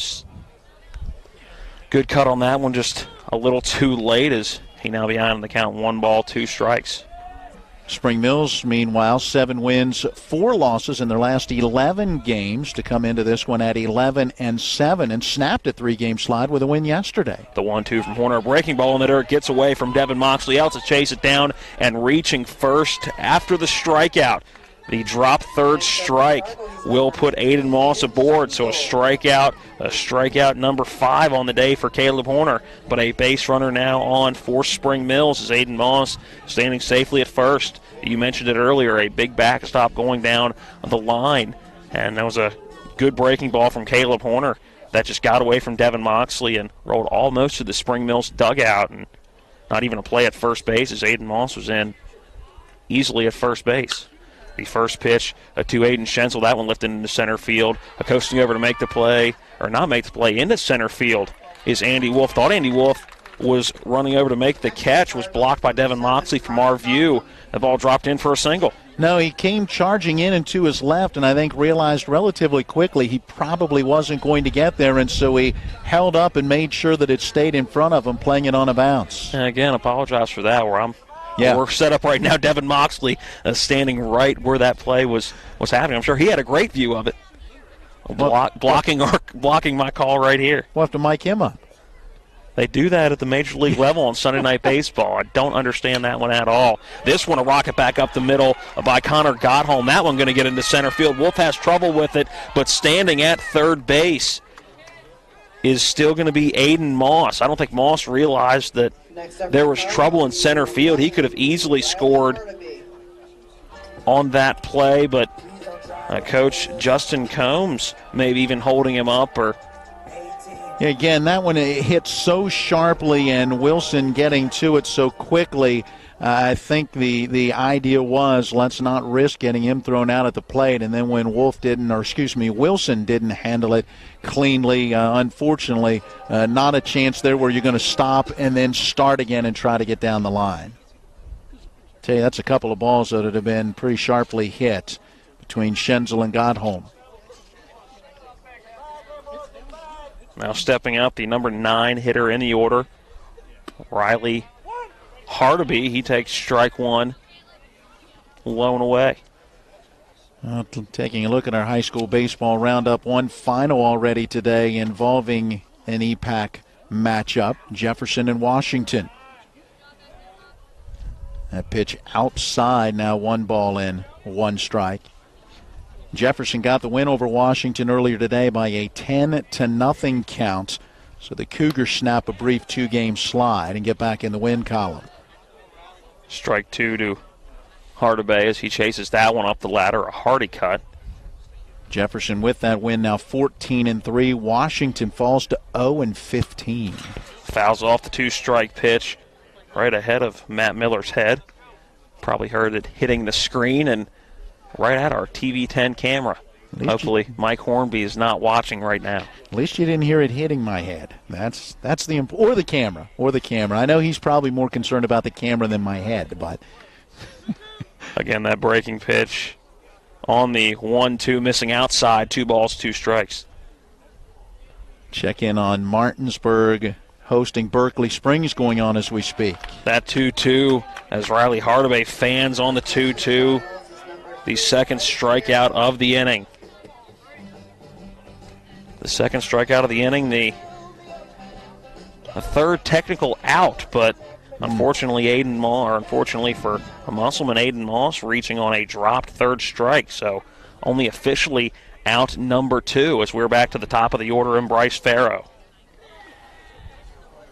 Farrow, a punch-out victim or a pop-out victim on a very good play made by our catcher, Devin Moxley, in the first inning as that breaking ball in for strike 1, 1 ball, 1 strike. The Bulldogs with a 6-0 lead over Berkeley Springs. Bottom of the fourth inning. Martinsburg batting over at P.O. Faulkner Park. The 1-1 to Farrow High and inside ball 2. The Bulldogs are looking to get back in the win column again like they did yesterday. They beat Washington 7-1, so 13-5. The record right now for Martinsburg. Bases loaded, 2 outs. Bryce Farrow at the plate. Here comes the 2-1. That one low in the dirt. A good block by Moxley to keep it in front of him. But now Bryce Farrow ahead in the count. 3 balls, 1 strike. And again, nowhere to put him. Connor Gottholm at first base. Aiden Schenzel, after a single, is at second base. And Aiden Moss standing at third base after the drop third strike. He's made his way all the way to third base. Got to imagine Farrow's taking here. Got to make him throw a strike. Here comes that 3-1. That catches the outside edge of the strike zone for strike 2. Farrow taking that step towards first, ready to pitch the bat aside, but I think he realized that one was on the outside part of the plate even as he stepped through. Big pitch here for Caleb Horner on the 3-2. That one, strike 3 looking. A strike out on the bottom edge of the strike zone, low and away, but catches the strike zone for strike 3. And Spring Mills not able to play to run. The bases were loaded with just 1 out in the inning. They weren't able to get any runs across, so we stay knotted up at 1 run apiece as we head to inning number 5. The top of the 5th coming up next here on Talk Radio WRNR and TV 10. Life can get in the way these days. We all know that. Work commitments, social commitments, volunteer commitments, family commitments. You put your heart into all of it. You've got enough to worry about already. Your roof shouldn't be one of those things. Everything should just work. But when your roof is in need of an upgrade, you shouldn't have to worry about that either. Modern Renovations, your 4-state roofing solution. Reminding you that home is where the heart really is. If you hang the WVU Medicine sign, certainly has helped take us to another level. He literally saved my life. It's just mind-boggling to me that he was able to do what he did. We're able to affect much more of a difference for our patients with these resources. Having people treated locally enhances their overall care. They treat you great, and they're down to earth in the West Virginia way that all West Virginians treat each other.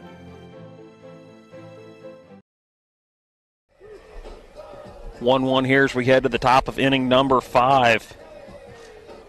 Austin Breeden set to lead it off for Musselman. Musselman tying it up in the 4th. It was a RBI ground out for Devin Moxley that would score Jacob Miller, the courtesy runner for pitcher Caleb Horner. A leadoff single for Horner and then a single for Ethan Wilson. Austin Breeden. Back in that 4th inning. Again, Miller, the courtesy runner for Horner, coming around to knot us up at 1. That 1 run for Spring Mills coming back in the 2nd inning. An RBI single from Aiden Schenzel, scoring Evan Hurt, who led that inning off with a triple. Here's the first pitch from Hammond. That one misses high and inside, ball 1. I want to finish out our high school baseball roundup. The only team we've yet to talk about out of the EPAC, Hedgesville, and boy, did they have a big win yesterday against Jefferson. 3-1 the final. It was a great game to be at. The 1-0 to Breeden. That one misses low. Ball 2. Hedgesville getting a complete game effort from Chase DeLauder. 16 strikeouts, 2 base on balls. Gave up just a run on 2 hits. The 2-0 from Hammond. That one misses low as well. 3 balls, no strikes. And Brady Weaver with a big 2-run home run. The difference in the game, it was 1-1 when he hit that one. Absolute blast to left center. So the number 9 batter in the order, Austin Breeden, looking to get on for only the 2nd time this year. The 3-0, a strike on the outside corner. Hammond clearly frustrated that he didn't get a strike in one of those first 3 pitches. Did manage to battle back and get the strike there. Hammond comes set. Here's the 3-1. That one fouled, hitting the net on the first base side. So the count now runs full at 3 balls, 2 strikes. Yeah, that went in on the hands of Breeden. Nice job just to fight it off. So, Matt, we've got Jefferson with 14 wins, Hedgesville with 14 wins, Martinsburg with 13 wins. Breeden pops one that looks like it is just going to get out of play, and it will. So Austin Breeden staying alive. A good pitch for Corey Hammond that, if it stayed in play, Evan Hurt was there as he made it all the way to the brick backstop, but unfortunately had to watch that baseball bounce on the concrete just on the backside of the netting here at home plate. So once again, the 3-2 pitch upcoming. Hammond out of the windup. Here's that 3-2 pitch. Strike three looking to Austin Breeden. A great comeback at bat for Corey Hammond. Fell behind 3 balls, no strikes. Came back with 2 strikes, 2 consecutive strikes. A foul ball for Austin Breeden to stay alive at 3-2, and then a punch out looking for the first out of the inning. A good composure by Hammond after not getting the strike on those first 3 when he felt like he maybe had a borderline pitch or 2 to stay focused and battle back and get that strikeout is big. Back to the top of the order, Blake Hartman leading it off. He had a single back in the third, a ground out victim to Tyler Moreland to get the game started in the first. The 0-1 lifted into right field. Got home, ranging over and making the catch for out number 2. Yeah, plenty of air under that one for Connor Gotholm, moving to his right and coming in a little bit to get there and wait on it before it came down. So 2 batters, 2 outs here for Musselman in the top of inning number 5. Justin Murphy now stepping into the right-handed batter's box for Musselman. He was a strikeout victim in the third, also a ground-out victim in the first inning.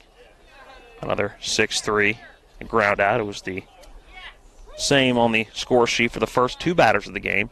Tyler Moreland seeing a lot of action into this one. First pitch, a miss is low and away. This one, a swing and a miss on a strike on the outer edge for Justin Murphy. 1 ball, 1 strike to Murphy. We've got to get an out to Moreland in this half inning. He has had at least 1 putout in each of the first 4 at-bats. May come here. Here's the 1-1, a big swing and miss for Justin Murphy. Now behind in the count, 1 ball, 2 strikes. 2 ground balls in the first, handled by the shortstop. A line out in the second, a ground out in the third, another ground out to end the fourth.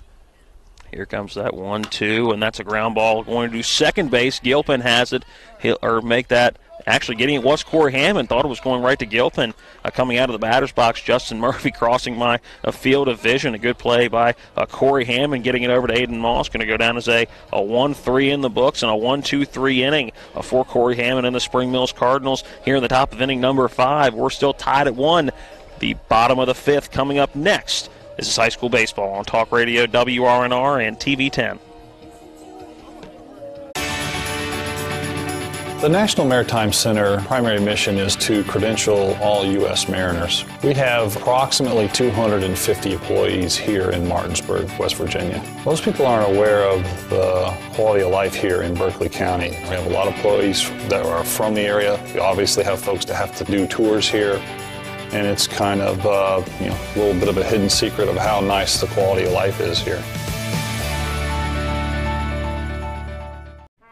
It's the late nights. It's the early mornings. It's working in the sunshine and rain and snow. It's the dedication, the care, the hours of training that led to the winner's circle. It's our job, our passion, our lives. We are the horsemen.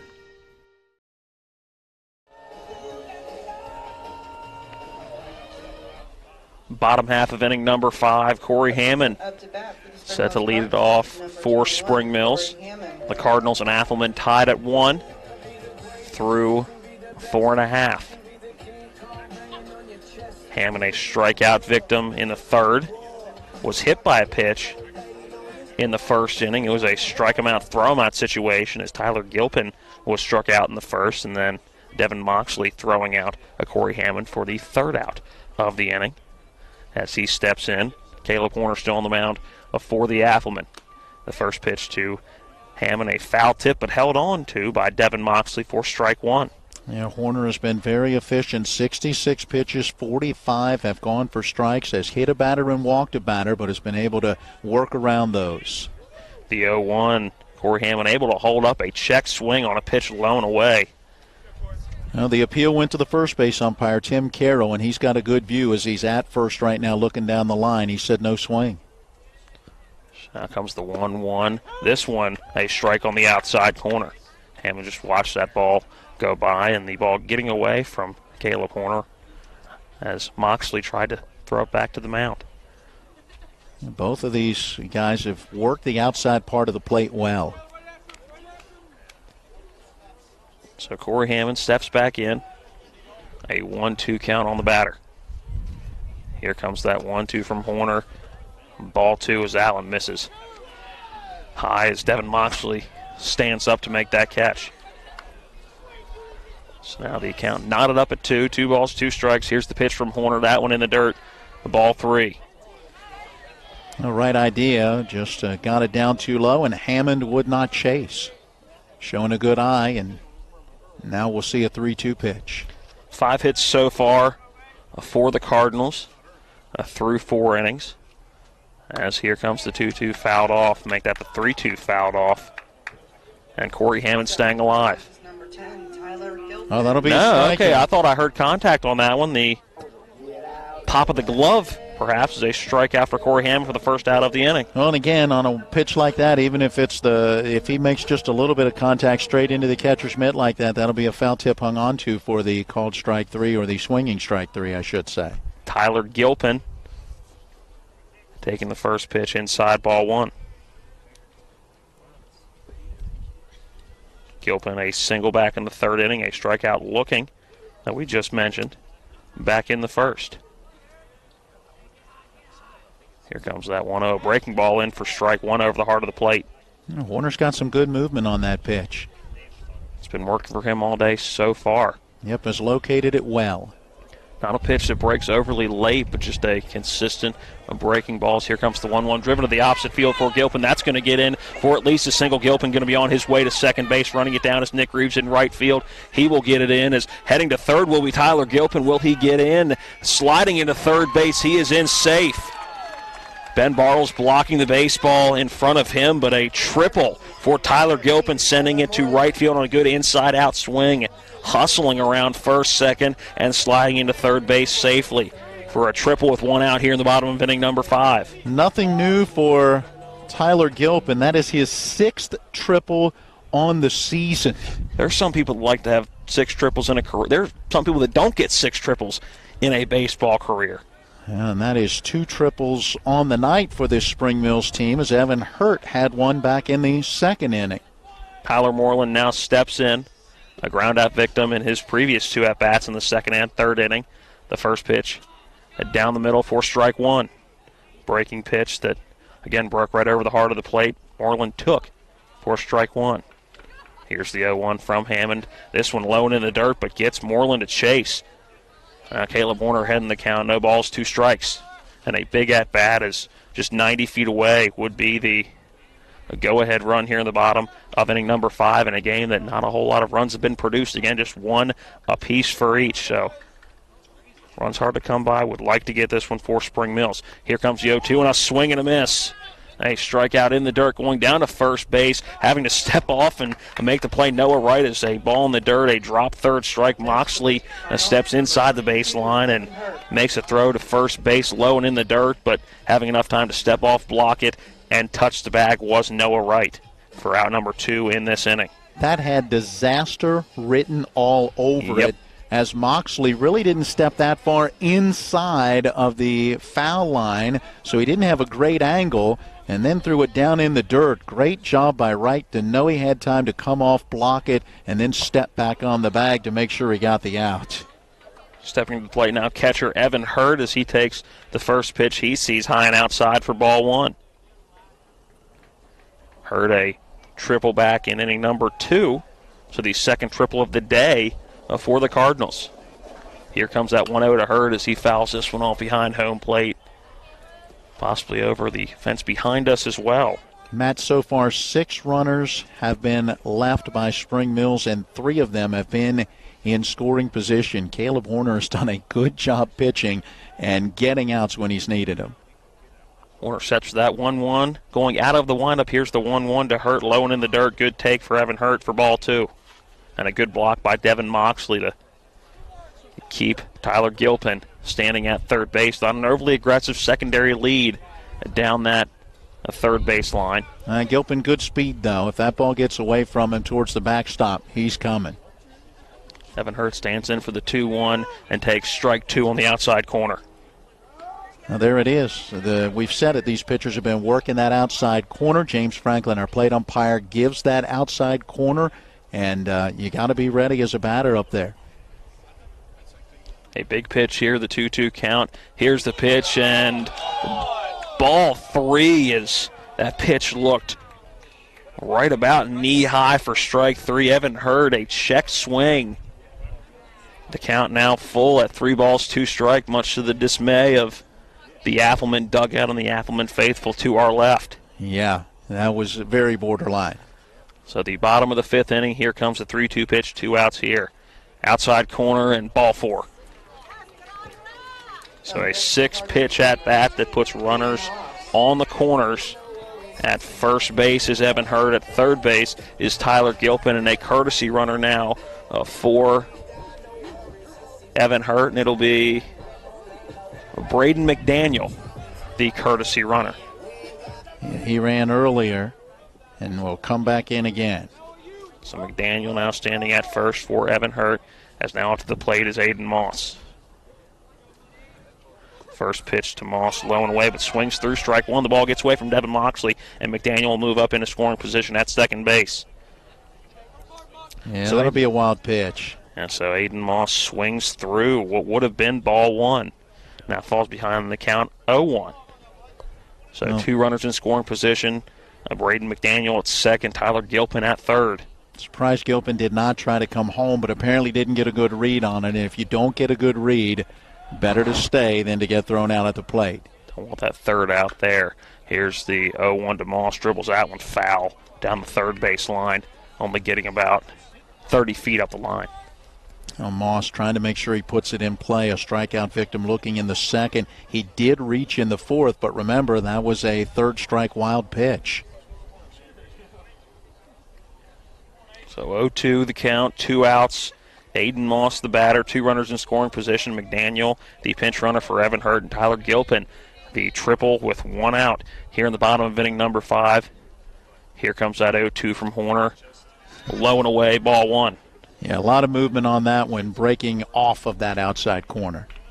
You'd watch Moxley have to reach out for it and know that it was outside. Aiden Schenzel due up next if he has that opportunity. Here comes the 1-2 pitch. That one again, low and away, gets away from Moxley momentarily, but only a few feet behind him. He runs it down, runners stay put. 2 balls, 2 strikes. Yeah, that one not in the dirt, but just popped in and out of the mitt of Moxley. And it didn't go too far behind him, so no chance for the runners to move up. Moss, a .351 hitter, has 12 RBI on the year. Number 13 and 14 on the base paths right now with a single. But here's the 2-2 pitch.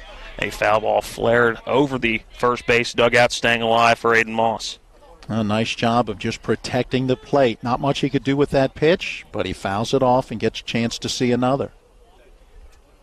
Would have been strike 3, so all you got to do is foul it off to see another, just like you said. So now again, here comes a 2-2. That one high and outside, going hard off the backstop, and now in a pickle will be Tyler Gilpin, and he will get tagged by Devin Moxley. So Gilpin, not a great job reading that pass ball, make that a wild pitch as it hit hard off of the backstop, and he was already about 3/4 of the way down the third baseline, was Gilpin, and Devin Moxley runs him down as he had barely turned around at home plate to turn around and see where that baseball went. Ball came right back to him. He runs down Gilpin for the 3rd out of the inning. So a runner at third with just 1 out does not come across the plate for Spring Mills. We're still knotted up at 1. The 6th inning coming up next.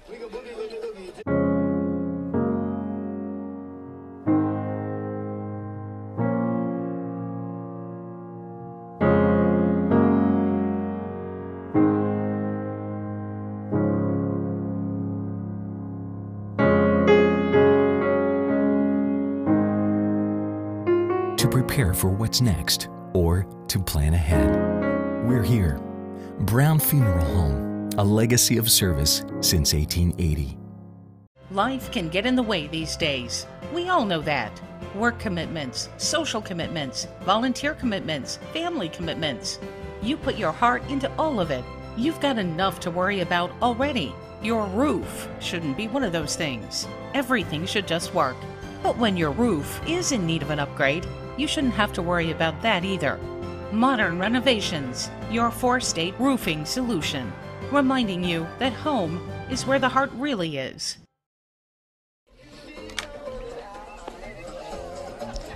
Sixth inning now here at Cardinal Field. 1-1 your score. It was a tag out and a rundown situation for Tyler Gilpin as he saw the ball get by Devin Moxley at the bottom of inning number 5 and had a bad read as that ball went hard off of this brick backstop. Moxley able to turn around, get the baseball, and run down Gilpin. I think he was number surprised 3. when he turned around and the ball was saw. there. Yeah, and but then when he turned back and Gilpin was on his way down the line, I think Moxley was a little surprised. Stepping to the plate now will be Caleb Horner. He fouls the first pitch he sees off the mask of Evan Hurt. Hurt will walk it back to the mound to shake it off a little bit. Always a fun feeling getting a baseball rattled off your face. Again, there is a mask in front, but still just a case where he's going to walk out and collect himself a little bit. A meeting down the third base line between head coach Josh Hartman, our batter Caleb Horner, and on-deck batter Ethan Wilson. Corey Hammond ready with that 0-1. Here it comes, breaking ball in for strike 2 right down the middle. Now Hammond, 76 pitches coming into this half inning, 55 of those for strikes. 4 strikeouts and no walks, but just 1 hit batter.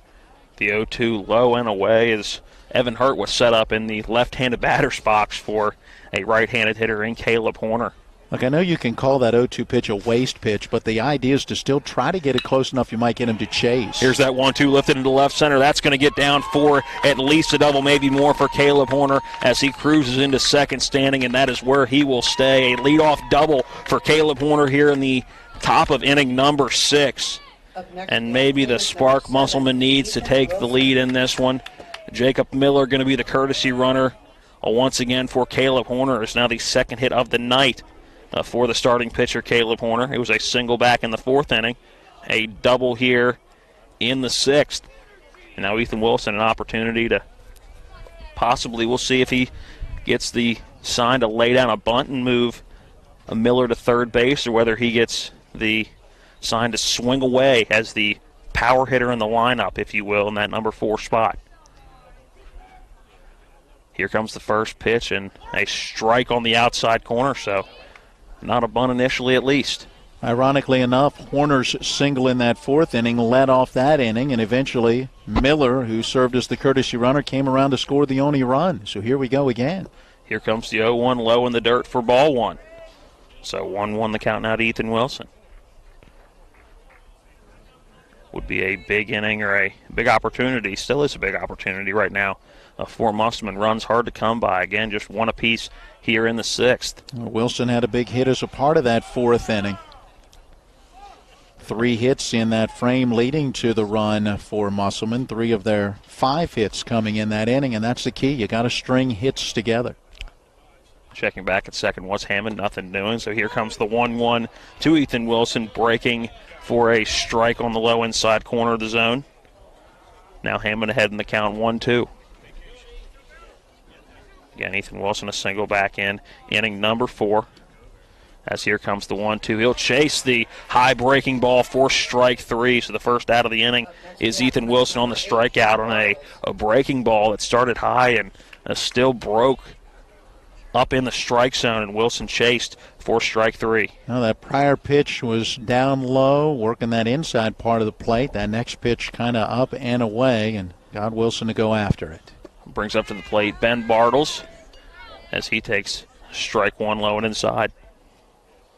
And Bartles also had a big hit as part of that 4th inning, as the first 3 all had singles loading the bases.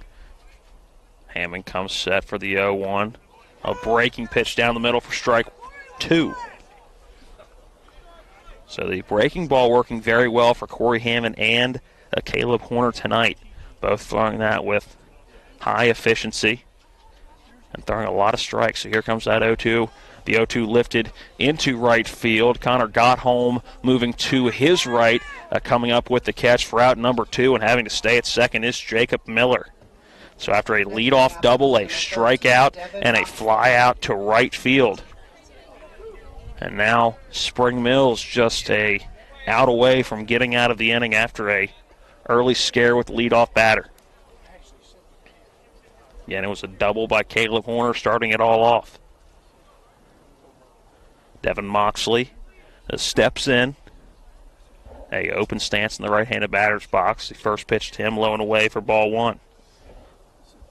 Moxley responsible for driving in the only run of this ball game for Musselman. It was a ground out scoring Jacob Miller, who now stands on second base. Here's the 1-0 to Moxley. He grounds that foul down the third base line as it hops over the short fence next to the third base dugout. 1 ball, 1 strike. Hey, let's check in again with Martinsburg. Top of the 6th inning over at P.O. Faulkner, and the Bulldogs have a 9-0 lead over Berkeley Springs. The 1-1 from Hammond. That one a strike, much to the dismay of the Applemen faithful. I'm going to side with them on this one. Looked a little low and away outside, but does catch the outer edge of the strike zone according to our home plate umpire, James Franklin. So here comes the 1-2. This one high and outside to Devin Moxley. Count knotted up at 2 balls, 2 strikes. Jacob Miller still standing on second, the courtesy runner for Caleb Horner, who led off the inning with a double. Corey Hammond set in the stretch for the 2-2. Here it is, low in the dirt for ball 3. Ball gets away from Evan Hurt by a few feet. He's able to run it down. Jacob Miller will hold at second. A big pitch coming here. First base is open, though, so it wouldn't necessarily be an awful thing should you issue the walk. You would have runners at first and second with 2 outs and a chance to get a force at third, second, or, of course, the out at first with Andy Wolf due next. The payoff pitch on the 3-2. Strike 3 looking on the outer edge for Devin Moxley. A great inning for Corey Hammond after giving up the leadoff double to Caleb Horner. 2 strikeouts and a fly out to right. Not in that order. It went strikeout, fly out, strikeout. But 3 consecutive outs again after the leadoff double. Spring Mills gets out of the inning without giving up a run. We'll go to the bottom of inning number 6. Still tied at Cardinal Field, 1-1. If you're not progressing in healthcare, you're falling behind. WU Medicine has planted itself here, and they're the first university that I've found who wants to take ownership of this population of Western Maryland, Southern Pennsylvania, Eastern Ohio, and the good people of West Virginia. And it's really refreshing to see. I was able to do things that the patients were going away for, which is good for the patients, and it's good for us because we have more resources. Certainly has helped take us to another level. With 4 new car dealerships and 4 used car dealerships in 3 states, Parsons is the largest used car and fastest growing new car dealer in the tri-state area. Take Parsons Ford with huge savings on hundreds of new Fords, financing from 0%, Parsons' goal of financing for all, and Parsons' famous above-market trade-in allowances that help make Parsons #1 for used cars too. See why so many won't buy anywhere but Parsons Ford in Martinsburg. We became #1 by making you #1 first. Parsons.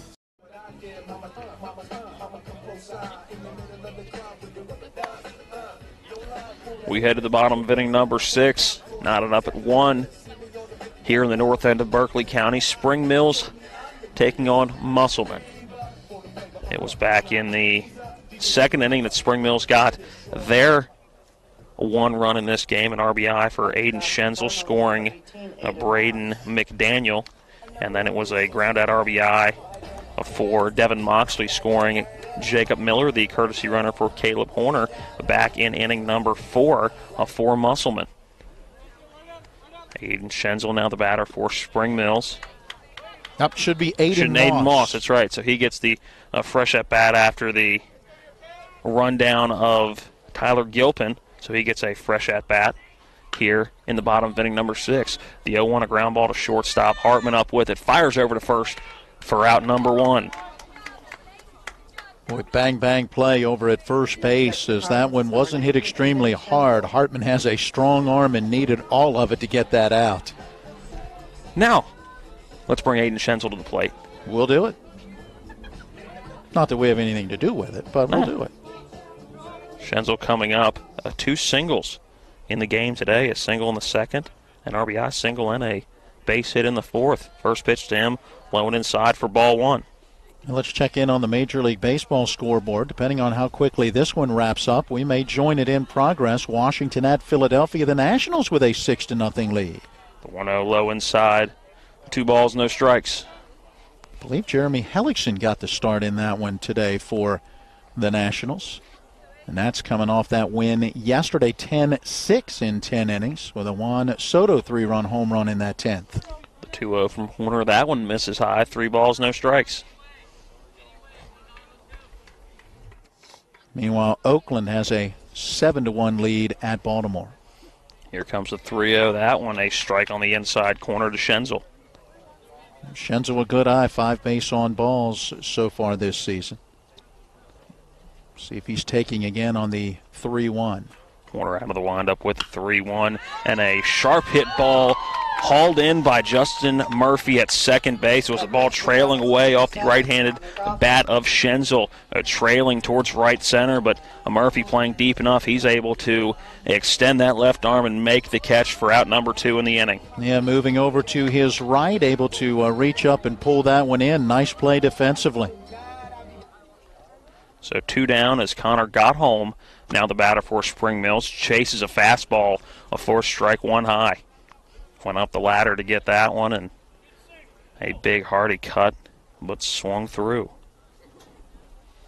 Here comes the 0-1 from Horner, and another swing and a miss as got home down early in this at-bat, 0-2. Yeah, Horner having a great outing. 12 strikeouts in 8 1/3 innings coming in. He's got 9 Ks tonight. The 0-2 and a strike 3. Not sure if they're going to get on the check swing or just on the batter at the plate, but a strikeout nonetheless. The lone strikeout of the inning, but a 1-2-3 inning for Caleb Horner. And we're still knotted up at 1 as after the break we will take you to inning number 7 here at Spring Mills. Again, the score 1-1. Welcome to La Bella Vita, named for my Grandma Vita. Our mountaintop getaway honors her legacy while complementing the home's spectacular views. This recently renovated property boasts a breathtaking landscape of Deep Creek Lake while providing great open interior spaces for a sensational vacation. You'll immediately notice the great room allows for entertaining, dining, and relaxing after long days on the lake or skiing on the slopes of Wisp. Your family and friends will enjoy relaxing in all the open spaces. The home features 6 bedrooms, including 4 that are private suites. And each of the 4 levels of this home feature amazing visibility as far as the eye can see. Like our family, we hope you enjoy making memories here on the mountain. We love sharing the spacious, warm, and inviting home that overlooks the lake. Cheers to the beautiful life, La Bella Vita. 1-1 as we enter the 7th inning. Musselman taking on Spring Mills in the north end of Berkeley County. And to take you the rest of the way, Matt Miller. Here in this half inning, we'll check out this date in baseball history. It's brought to you by Bears Repair, 904 Winchester Avenue in Martinsburg. For all of your automotive repair needs, call the certified mechanics at Bears Repair at 304-262-0208. Corey Hammond back out there trying to go as deep as he can into this one. We've got him at 93 pitches. Not sure how much deeper he'll be able to go as the max pitch count is around 110. So he'll like to get outs quickly as he faces Andy Wolf to get it started. And here's a ground ball on the right side of the infield and past the first baseman into right field. Wolf gets the top of the 7th started with a single. One way to get out of a inning quick is to throw strikes. A first pitch strike and a good piece of inside-out hitting for Andy Wolf, and drives that into the gap between the second and first for a leadoff single.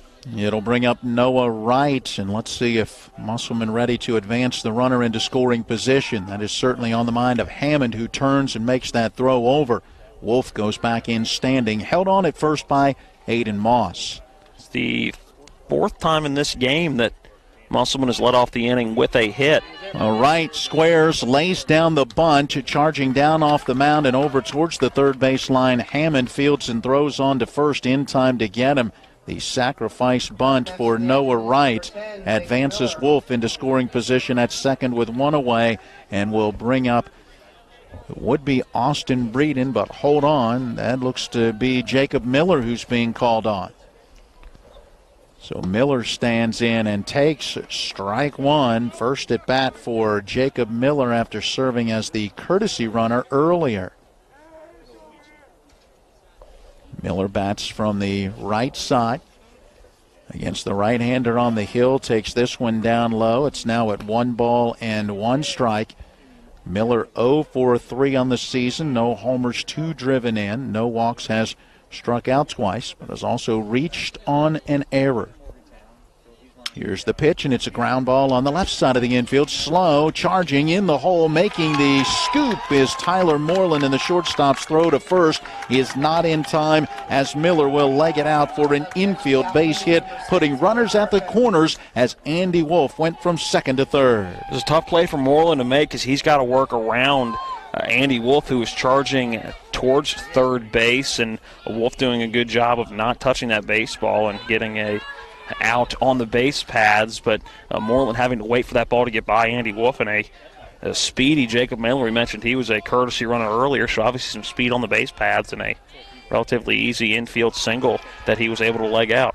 Throw over to first is sending Miller back in on the dive. Runners at the corners with one away. The go-ahead run at third base for Blake Hartman, top of the order. He's 1 for 3. A ground out to short is reached on an infield single. Last time up, a fly out to right. And the pitch works down and in for ball one. Middle infielders, all playing in right at the fringe of the dirt in the infield grass. 1-0 on the way, and that is in there for a called strike. At the knees on the inside corner. First baseman holding the runner on. The third baseman is about even with the bag, maybe a step in front. So here we go. 1-1 the count to Hartman first. A little warning from James Franklin as our plate umpire talking to the Musselman coaching staff and/or maybe some fans standing over by that dugout off the third base side. Again, another throw over, sending Miller back in at first. Wolf, your runner at third. Pitch to the plate, runner is on the move, and it's a swing and a bouncing ball off the third base side of the mound. A backhand stab by Corey Hammond, the pitcher, but he can only knock it down, can't pick it up, and everyone will be safe as Wolf stays at third. Miller goes to second, and Hartman will reach it first. What's as good as a swinging bunt? Yeah, it was a tough play for Corey Hammond to make, having to work to his offside with the follow-through. Being a right-handed pitcher, he's going to follow through and lean off the left side of that rubber. And then, like you said, a swinging bunt off the left side, and now the base is loaded. And Justin Murphy swinging at the first pitch, lines it into right field for an RBI base hit. That will score Wolf from third, and Musselman has taken the 2-1 lead. And with one out, they'll keep the bases loaded with Miller standing at third, Hartman at second, and Murphy with the RBI single now at first. Fourth run batted in on the year. Head coach Justin Combs going out, and we're going to have a pitching change. Looks like it's going to be Tyler Moreland who is going to come in relief as they take what looks like some tape possibly off of that wrist. Again, can't have anything the same color as the ball on a throwing arm. As it looks like it's going to be Tyler Hammond make that Tyler Moreland. Corey Hammond is going to be done on the mound for the day. So our new pitcher will get in his warm-up tosses. As we remind you that our pitching change break is brought to you by Bears Repair, 904 Winchester Avenue in Martinsburg. Need an oil change or a complete overhaul? They do it all. For your automotive repair needs, call the certified mechanics at Bears Repair. Phone 304-262-0208. As our new pitcher gets in his warm-up tosses, we take a 60-second break and then return to Cardinal Field, top of the 7th inning. Musselman now with a 2-1 lead, and with one out, they've got the bases loaded. This is West Virginia High School Baseball on Talk Radio WRNR and TV 10. Ron Hawker here. You have no idea what Johnny's goes through to bring you the best seafood around. We have snow crab clusters, shrimp, crab meat, fish, all the best seafood you want at Johnny's. It's a tough job out here, but our customers are worth it. Johnny's with 2 great locations, 1456 Winchester Avenue, Martinsburg, and Route 11 south in Chambersburg. The National Maritime Center primary mission is to credential all U.S. mariners. We have approximately 250 employees here in Martinsburg, West Virginia. Most people aren't aware of the quality of life here in Berkeley County. We have a lot of employees that are from the area. We obviously have folks that have to do tours here, and it's kind of a little bit of a hidden secret of how nice the quality of life is here.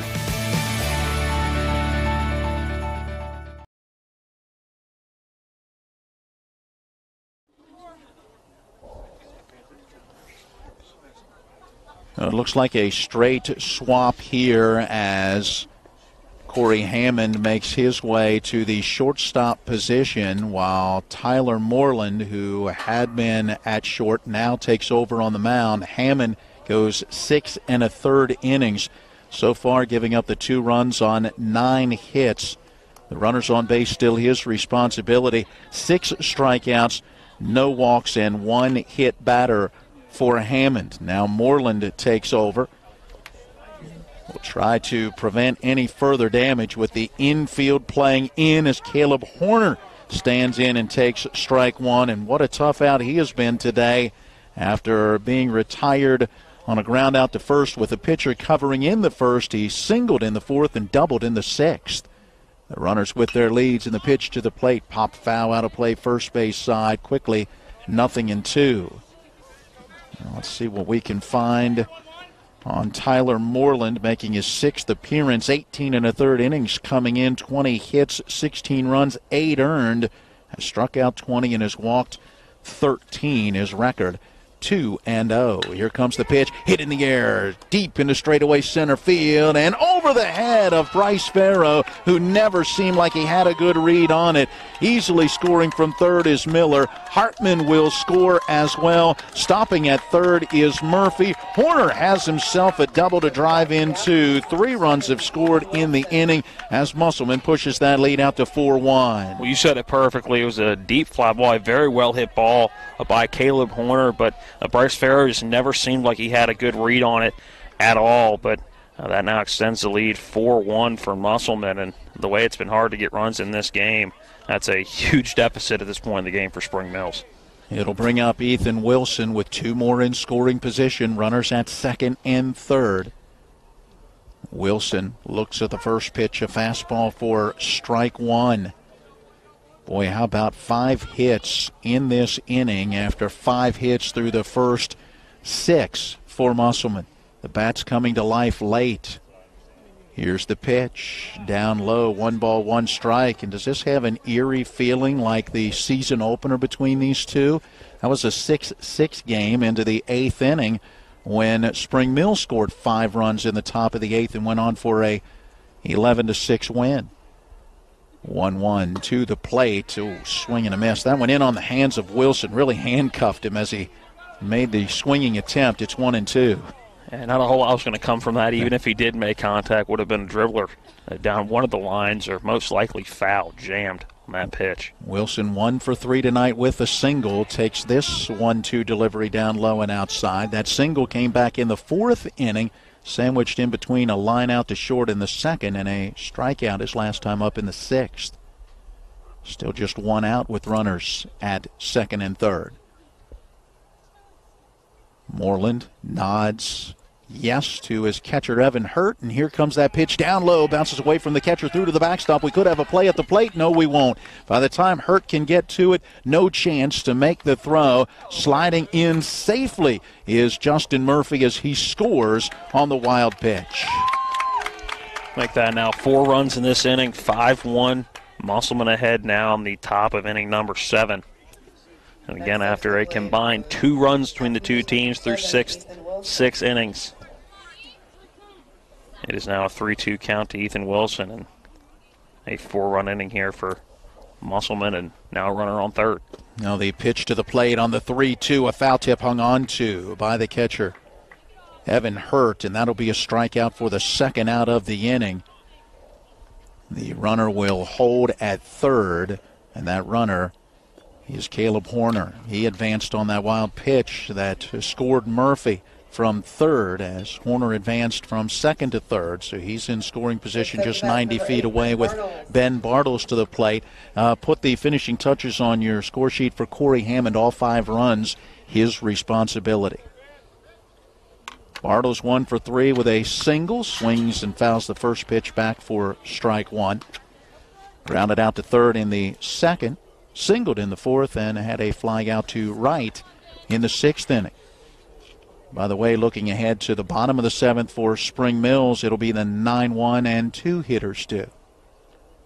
Bartles awaits, and the pitch to the plate, high and tight, 1-1. So Moreland has given up a 2 RBI double and then gotten a strikeout, facing 2 batters so far in relief of Corey Hammond. The 1-1 to Bartles. Here it comes. Off-speed pitch snaps down in there for a called strike 2. In case you're wondering what's coming up in the bottom of the 7th, it'll be the 9-1 and 2 hitters.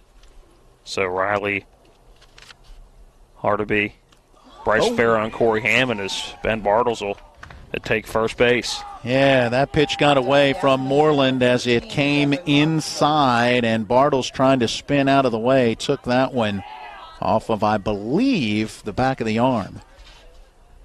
Couldn't quite tell.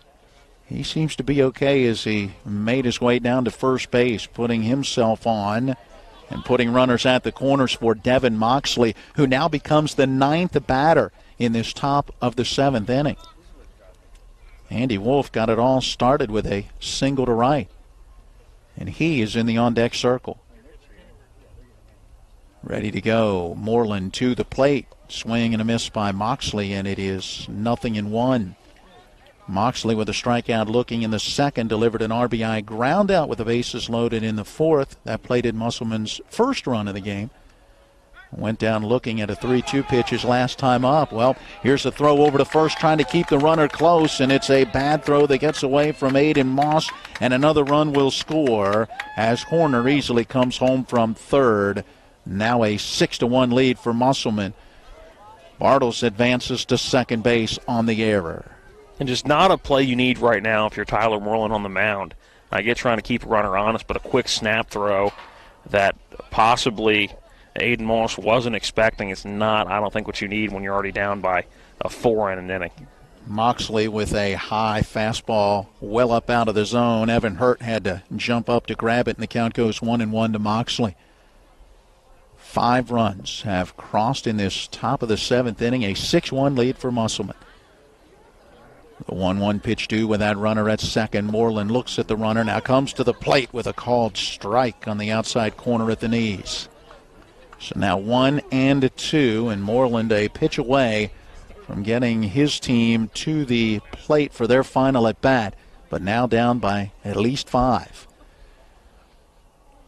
Again, he looks at the runner at second and now comes to the plate. That 1-2 pitch taken at the knees for a called strike 3, and Moxley goes down looking to bring the inning to a close. 2 strikeouts in the inning for Tyler Moreland after coming in relief. But the damage is done as Musselman sends 9 batters to the plate and put 5 runs on the board. We'll go to the bottom of the 7th when we come back with Musselman leading 6-1.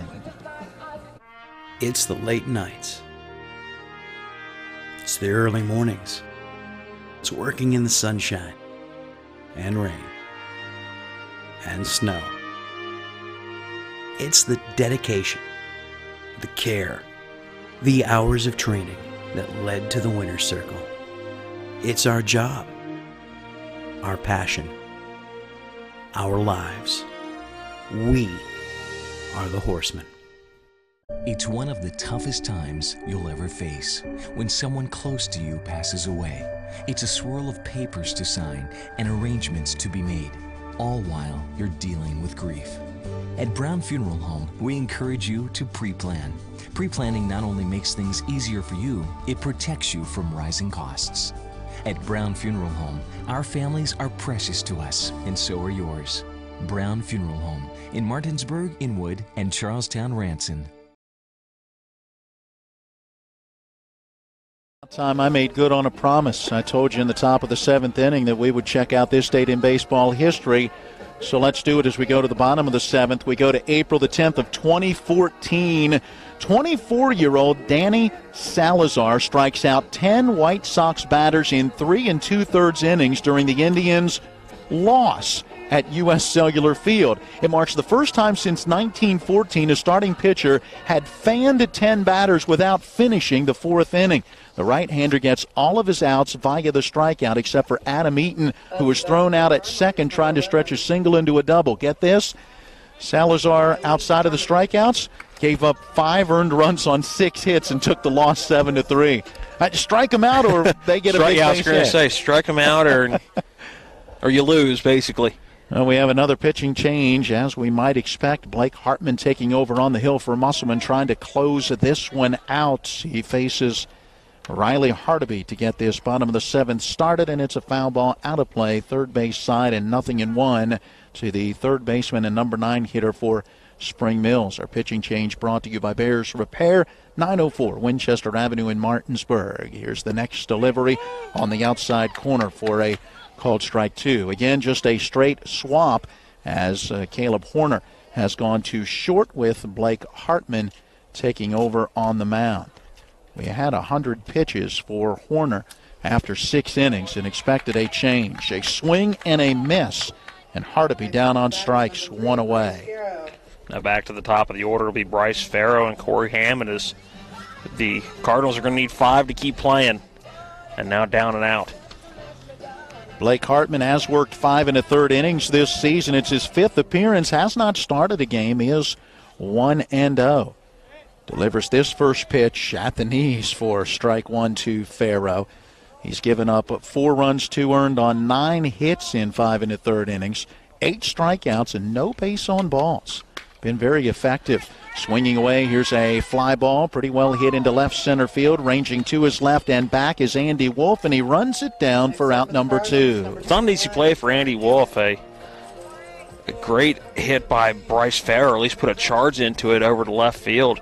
They're trying to keep Spring Mills alive, but a good read by Andy Wolf off the bat. Took a step back and had a good read on it and followed it back for the out. So it brings to the plate Corey Hammond with 2 outs, and now the base is empty. Here comes the pitch, a wave and a miss at strike 1. Check in over at P.O. Faulkner Park and see if that one has wrapped up between Martinsburg and Berkeley Springs, and it has a 10-1 win for the Bulldogs over the Berkeley Springs Indians. Pitch to the plate, popped up foul. This one back out of play, first base side. 0-2 to Hammond, who was hit by a pitch and twice has struck out. Musselman looking to pick up their 8th win of the season. They would be 8-4. Spring Mills will fall to 11-8, and they do. Swing and a miss at the 0-2 pitch, and Hammond strikes out to bring the ball game to a close. A nice way to finish for Blake Hartman as he comes in, facing just 3 batters, setting down the side in order with a pair of strikeouts.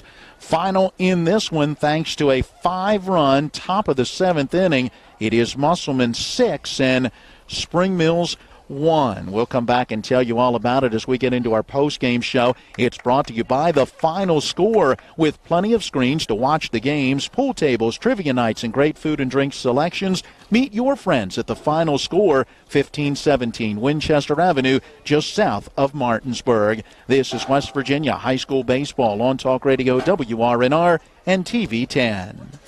Life can get in the way these days. We all know that. Work commitments, social commitments, volunteer commitments, family commitments. You put your heart into all of it. You've got enough to worry about already. Your roof shouldn't be one of those things. Everything should just work. But when your roof is in need of an upgrade, you shouldn't have to worry about that either. Modern Renovations, your four-state roofing solution, reminding you that home is where the heart really is. The level of care that I got at WVU Medicine was top-notch. If you're not progressing in healthcare, you're falling behind. Is really an integration, looking at a clinical care network, looking at the good people who can help push the envelope and raise the bar for delivering quality healthcare product. To have my life back is absolutely a blessing. I'm beyond thankful for WVU Medicine. I absolutely 100% have my life back.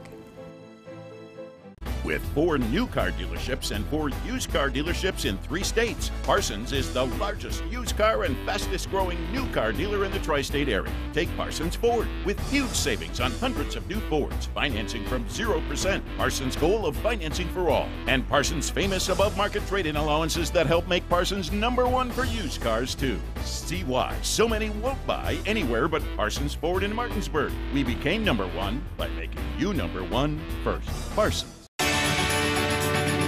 The National Maritime Center primary mission is to credential all U.S. mariners. We have approximately 250 employees here in Martinsburg, West Virginia. Most people aren't aware of the quality of life here in Berkeley County. We have a lot of employees that are from the area. We obviously have folks that have to do tours here, and it's kind of a little bit of a hidden secret of how nice the quality of life is here.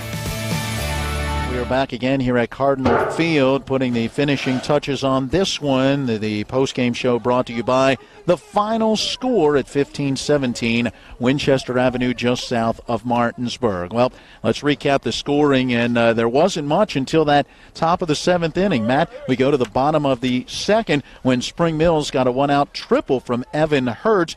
After a strikeout with 2 outs in the inning, Aiden Schenzel delivered a clutch RBI base hit to left. It scored Braden McDaniel, the courtesy runner, and Spring Mills had the 1-0 lead. Musselman would answer in the top of the 4th inning. The first 3 batters all reached on singles. The bases were loaded, nobody out. Devin Moxley delivered a ground ball to third. It scored a run, a fly out, and a ground out to short. Ended the inning without any further damage, and we stayed tied at 1 until the top of the 7th inning, and that's when Musselman sent 9 batters to the plate, scored 5 runs on 5 hits, 1 hit batter, and 1 Spring Mills error. Getting it all started was Andy Wolf with a single after a sacrifice bunt from Noah Wright. An infield single for Jacob Miller set up Blake Hartman with an infield base hit. The bases were loaded for Justin Murphy. He delivered the RBI single into right field. Next up, Caleb Horner, a 2 RBI double into straightaway center field.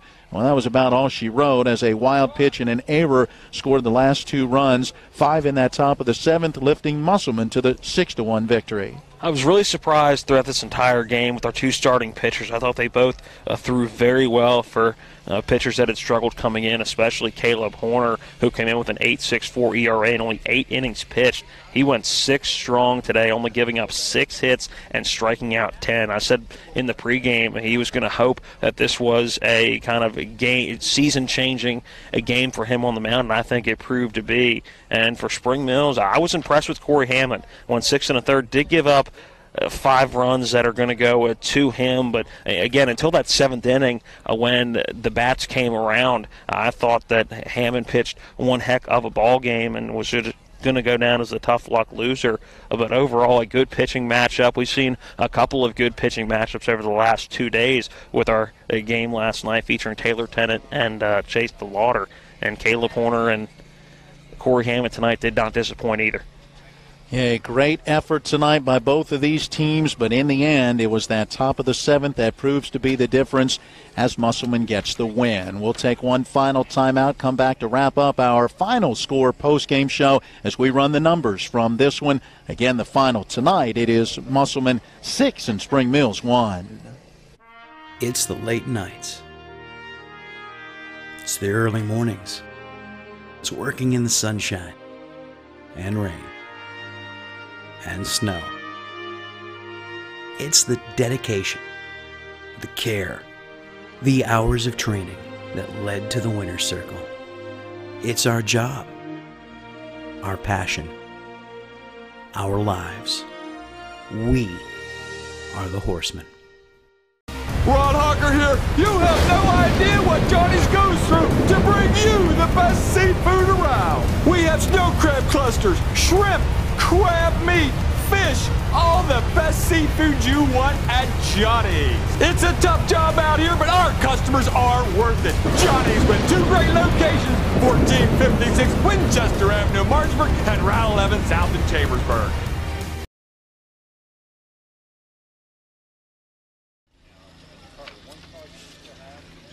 All right, time for us to take a look at the numbers from this one. Final game stats brought to you by Dynamark Atlantic Security, who remind you, don't become a statistic. Protect your family and home with the local alarm professionals at Dynamark Atlantic Security. They have the solutions to meet your needs and local monitoring, too. Learn more by calling Ben Copenhaver at 304-671-2158.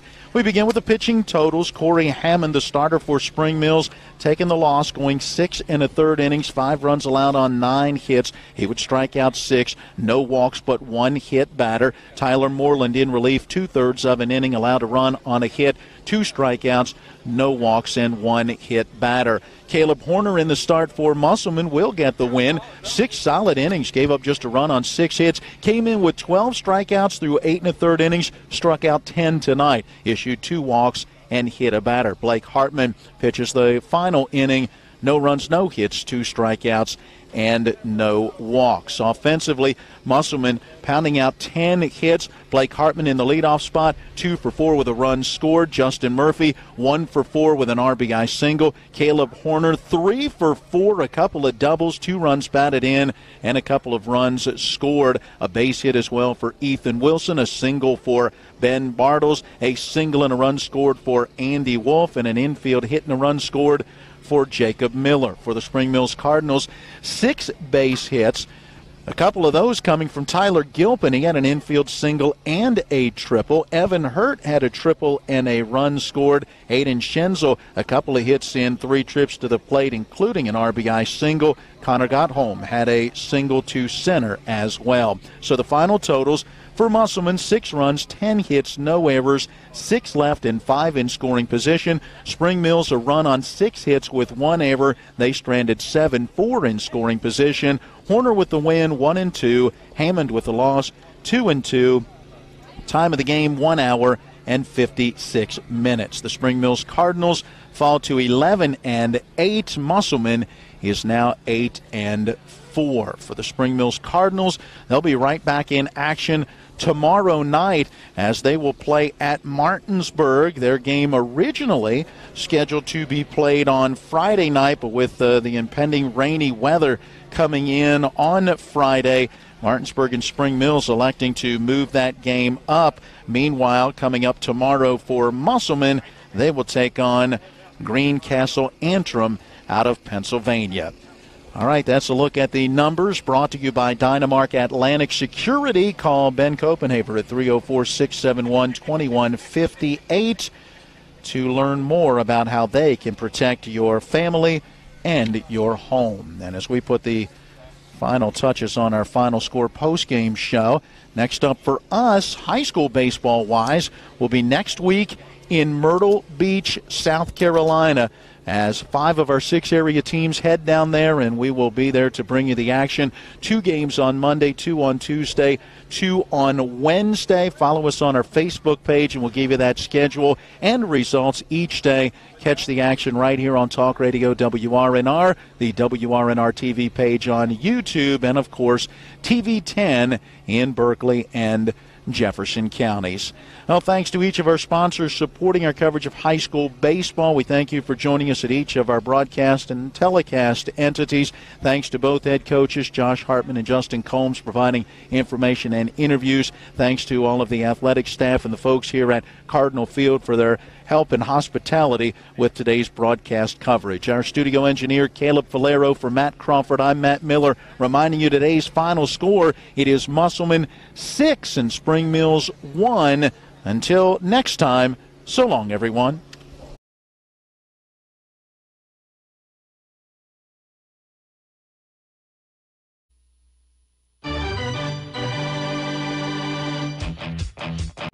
You've been listening to West Virginia High School Baseball. Today's game broadcast has been brought to you by Miller Honda, Cox Holiday Professionals CPAs, Brown Funeral Homes, Miller's Chrysler Dodge Jeep Ram, The Marius Group and Ameriprise Financial, WVU Medicine Berkeley and Jefferson Medical Centers, Parsons Ford, Bechtel Jewelers, WH Miller Systems, D&N Auto, The Mortgage Center, the Hagerstown Suns, Haas's Steak and Sea, Bears Repair, The Final Score, and Atlantic Security. For the continued excitement of high school, college, and Major League Baseball, keep it tuned to FM 106.5, AM 740, Comcast Cable Channel 10, and online talk radio WRNR.com. All rights reserved.